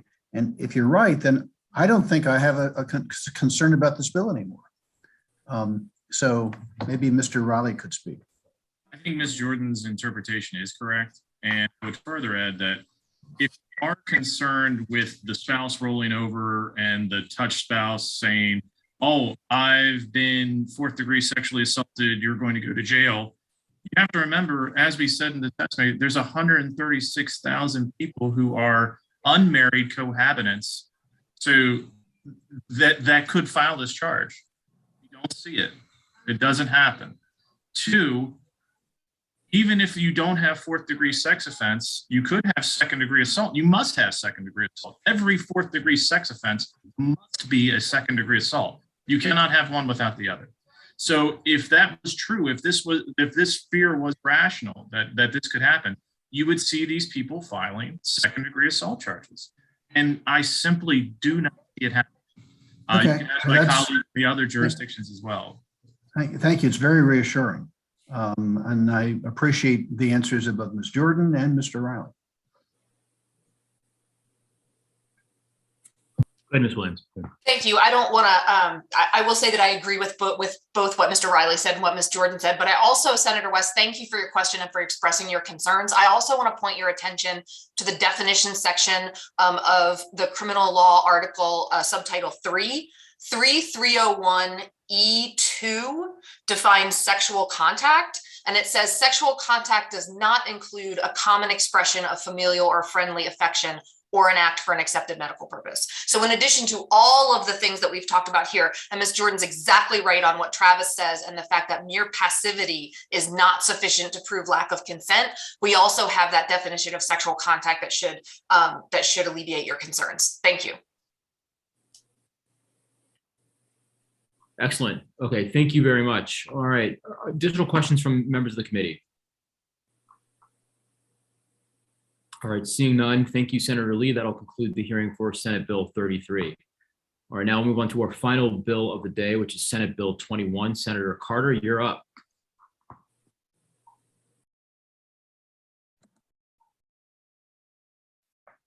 Thanks, Mr. Chair. Thanks, members of the committee. Hopefully this will not be too long or burdensome, although it's frustrating to know that Mr. Gibson was so anxious to testify against it that he showed up early for the prior hearing. Thank you, Mr. Gibson. So this bill is pretty straightforward and simple. It's simply designed to help keep families intact by providing that primary caretakers as defendants upon conviction can have the court consider their status as a primary caretaker in sentencing. Under the bill, the court would consider whether a suitable alternative to incarceration exists, given, among other considerations, the individual's status as a primary caretaker. Such an alternative might allow the caretaker to remain with their dependents and in their community while participating in rehabilitative services. Should the court determine that a suitable alternative exists or does not exist, the bill would require a written explanation. In 2021, approximately 500 women in Maryland were incarcerated in state correctional facilities, most of whom were imprisoned for nonviolent crimes, and the majority of whom are mothers. The consequences of incarcerating mothers are devastating to the children and other vulnerable dependents who rely on their daily presence. Mental health professionals recognize parental incarceration as an adverse childhood experience, which often causes trauma, leading to a myriad of physical and mental health problems, including asthma, high cholesterol, and depression, as well as social challenges, including behavioral issues and homelessness. Senate Bill 21 codifies a pathway for nonviolent offenders to continue taking care of their dependents while serving out their sentences for committing nonviolent crimes. I understand that some may question the necessity of the bill, considering that family status of a defendant may already be considered by a court during sentencing. While this is true, that the court may consider that, what we hope to achieve here is that the defendant, upon notification or filing, makes the court aware of the personal circumstances, and that the court, upon such a motion, would have to factor that into the decision of sentencing. Under the current sentencing guidelines manual produced by the Maryland State Commission on Criminal Sentencing Policy, while judges are encouraged to consider alternatives to incarceration, nowhere in the manual does it suggest judges should consider the defendant's family status. We have a responsibility to children, families, and communities across Maryland to keep families together and to prevent harm caused by the unnecessary parental incarceration. So for these reasons, I'd urge a favorable committee report. Two quick things I'll throw in that I'm not sure if it's in the packet or testimony, but there was a proposed amendment that we better define primary caretaker, and I would agree with that. And I also would suggest that, to the extent any language of the bill is confusing, what I believe the bill ought to do is have the court consider the status of a primary caretaker at sentencing. And if somehow that isn't done, it would still be right for consideration and a motion to modify or reconsider that we already have in the books, which is the 90-day filing motion. So those are my thoughts. Thank you for your time. Happy to hear the testimony of our, I'm happy now to turn it over to the testimony of our proponents. Thank you. Oh, thank you, Senator Carter. All right, we'll now move on to the first proponent, and that is Ms. Cooper. Is Ms. Cooper here? Monica, there you are. Ms. Cooper, you're up. Let me see. I'm unmuted. There you are. We can hear you. Oh, good. Fantastic. The first thing I want to do is just say hello, Chairman, and to committee members.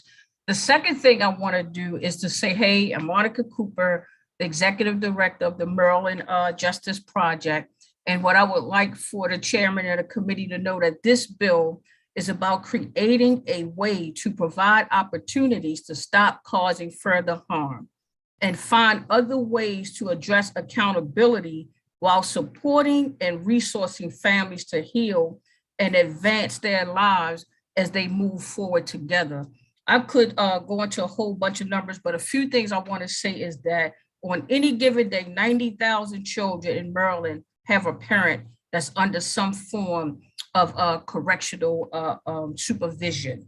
The other number I want you guys to consider is the amount of savings. It's very cost efficient. It costs roughly $44,000 to incarcerate one person a year in Maryland and $120 a day for that person to be in the community getting services like drug treatment, domestic violence, physical and sexual abuse, anger management, vocational trainings, job trainings, affordable safe housing, financial literacy, and the list could go on.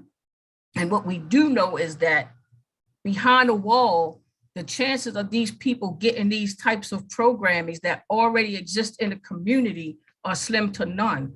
It would cost the state absolutely nothing to go ahead and pass this bill and to ensure that the consideration of the primary caretaker is taken at the time of sentencing. Because behind the wall, they're not going to get these programs. These programs are already funded. These programs are already in a community. And when you have somebody that is doing a community sentence like a home monitoring, it's almost like a carrot stick. You can dangle that in front of them and they are more likely to go and pursue these things, especially because they're still under the care of the Department of Corrections. So I see this as a savings, and I see this as not filling up our foster care system. Time. Good grief, I was on a roll. Thanks. You were indeed on a roll. Thank you for your testimony. Thank you, sir. All right, thanks. All right, we'll go through, is Ms. Faison here? There you are. Welcome. Hi, good afternoon, Chair and committee members. My name is Latasha Faison. I'm gonna point out that I'm a college graduate, a certified CDL holder. I'm the Office Administrator of Alpha Justice and a member of the Maryland Justice Project. I'm also a directly impacted person by the criminal justice system, and I'm here to support Senate Bill 21. From experience, I know that if I was given the opportunity to serve my time in community, I would not have been fighting for 1.5 years for my housing after incarceration. I'm a firm believer that allowing people to serve their time in the community is more beneficial than being incarcerated. Reasons being is that they're not the only ones to suffer. If you have any understanding of collateral consequences, you know that it doesn't stop with those that were incarcerated. Collateral consequences fall on those that depend on them to survive on a daily basis, such as children and elderly persons. Providing community-based sentencing will prevent children and vulnerable adults from becoming displaced by loss of housing and from being forced into foster care or nursing homes. Also, by providing community-based sentences, it will give better access to mental health and drug treatment therapy programs, as well as peer support that can provide emotional and moral support. Therefore, I support Senate Bill 21. Thank you. Excellent. Thank you very much. All right, next we'll hear from Ms. Kalfani. Saw you there. Natasha's here. There she is. Good afternoon. My name is Natasha Kalfany.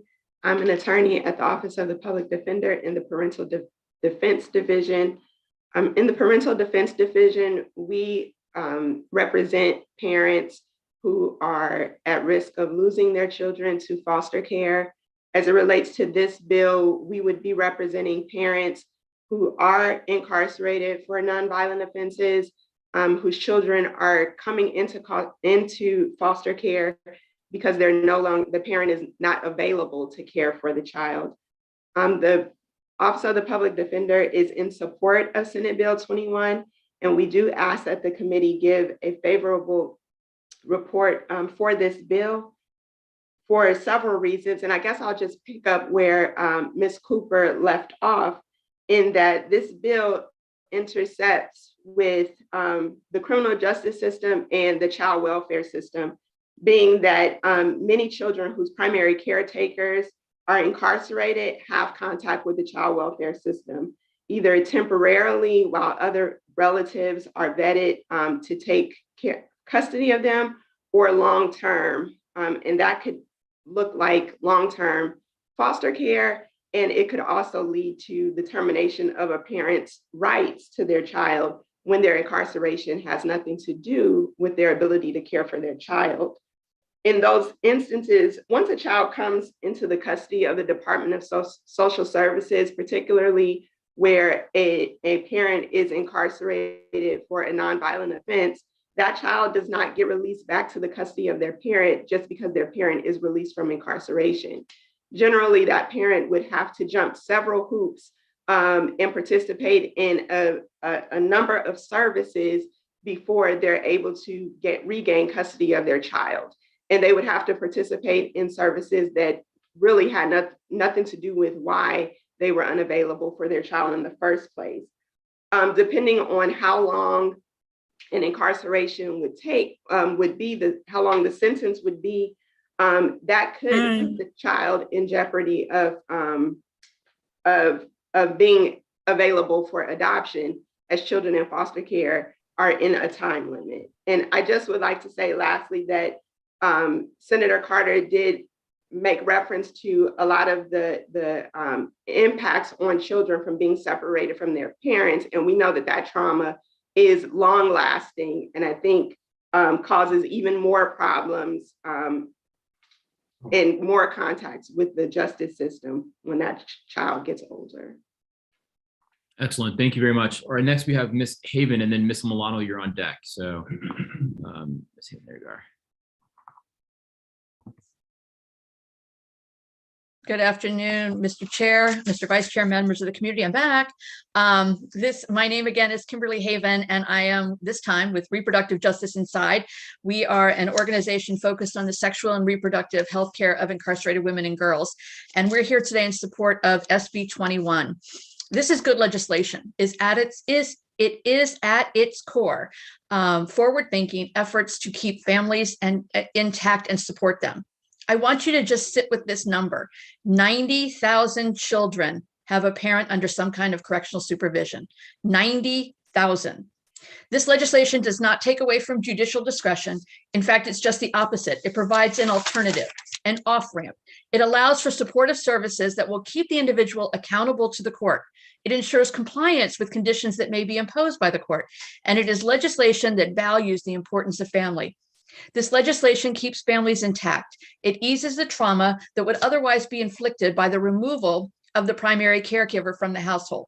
With our national partners and allies, we are just now beginning to look at the impacts of this trauma, the separation, the barriers and indignity of prison visitation, and the educational trauma children must manage, oftentimes unsupported, damage that is incalculable. This legislation and its structure will also go a long way to setting up an individual to successfully complete court-ordered sanctions, contribute to their community, and parent with dignity and support. The impact of this good legislation will have a ripple effect on caretakers, families, and communities. When a parent is doing time, so is the family. Let's keep families intact, think outside of the box, and explore proven alternatives to incarceration. For these reasons, we urge a favorable report on SB 21. Thank you very much. Mr. Chair, may I be excused? I have another hearing. Excellent. Of course. Good luck. Thank you. All right. Thanks. All right, Ms. Milano, welcome. Thank you so much. It's so great to be here. Thank you, Chair Smith, Vice Chair Waldstreicher, members of the committee. Thanks for the opportunity to testify on this priority legislation for the Montgomery County Women's Democratic Club, one of Maryland's largest and most active Democratic clubs with hundreds of politically active women and men, including many elected officials. My name is Leslie Milano, and I'm the president of WDC. I'm here to testify on SB 21, the primary caregivers bill, but I also want to acknowledge WDC's support for SB 33 and SB 20, both sponsored by Montgomery County's Senator Lee, and on which WDC has submitted written testimony. WDC advocates for legislation that will improve the lives of Maryland's women and children, and SB 21 would do both. It offers the possibility that parents convicted of a non-violent offense can keep their families intact and can participate in community-based treatment and rehabilitation programs that have been shown to be even more effective when parents are not separated from their children. Moreover, the CDC recognizes parental incarceration as an adverse childhood experience, and those are linked to health problems, mental illness, and substance abuse. They are also linked to poorer education, job opportunities, and earning potential. The higher the number of adverse childhood experiences, the higher the likelihood of negative outcomes, including criminal behavior. And the best way to prevent that outcome is to prevent adverse childhood experiences. An estimated 8% of Maryland's children will experience a parent's incarceration. On any given day, 90,000 children in Maryland have a parent under correctional supervision. Increasingly, that parent is a mother. Since 1980, the number of women in Maryland's jails and prisons has increased 462% and 264% respectively. As all women in state custody are warehoused at MCIW in Jessup, incarceration creates distance and transportation barriers to visitation that further stresses family bonds. Incarceration costs $44,000 per person per year, to which we must now add the costs, not necessarily now, but we have to add the costs of children in foster care and programs that are needed to remedy these adverse childhood experiences of parental incarceration. Incarceration of caregivers convicted of non-violent offenses is both costly and has worse outcomes for two generations. As taxpayers, we question why anyone would not support legislation that creates better outcomes at a lower cost. For these reasons, we ask you to support SB 21, and we strongly urge a favorable report. Thank you so much. Excellent. Thank you very much. All right. Next, we'll move on to Mr. Pantanella. You're up next. Hi there. My name is Frank Patanella. I'm with the ACLU of Maryland. Thank you, Chairman Smith, Vice Chair, and members of the committee, and thank you for the opportunity. I don't want to repeat everything. I'm looking over my testimony, and Ms. Cooper and everyone else covered all the big points, and you have my written testimony.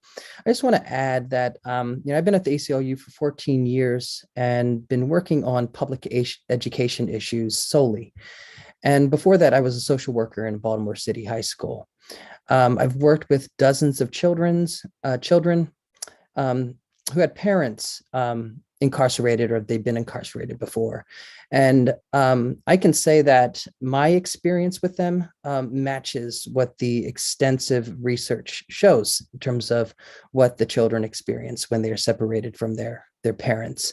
They experience a large amount of trauma, mental health issues, poor academic outcomes, suspensions, homelessness, dropping out of school, drug use, poverty. It just runs the gamut. And we just have to pay attention to this. We just passed this big blueprint bill, Kerwin bill.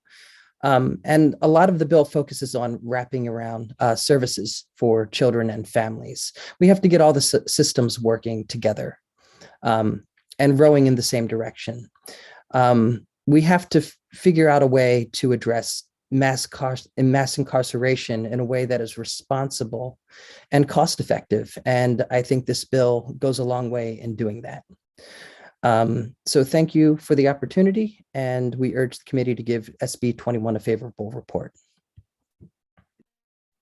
Excellent. Thank you very much. And with that, that will conclude the testimony for the proponents of the bill. We'll now switch to the opposition panel, and we'll start off with Mr. Gibson. You're up next.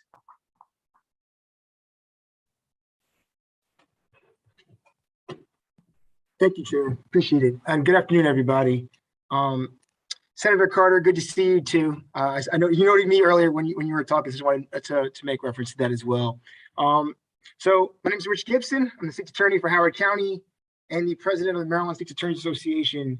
I want to start by saying that, I and we are not in any way opposed to the consideration of the primary caregiver status of a defendant.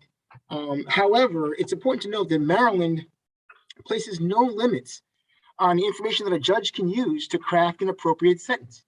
And what Senate Bill 21 seeks to do is create a structured weighting system for that information, specifically enhancing the weight around the circumstances of whether a defendant is a primary caregiver for another person in our society when fashioning a sentence, which ignores the fact that the person convicted of the crime did not let their primary caregiver status interfere or impede in them engaging in criminal activity.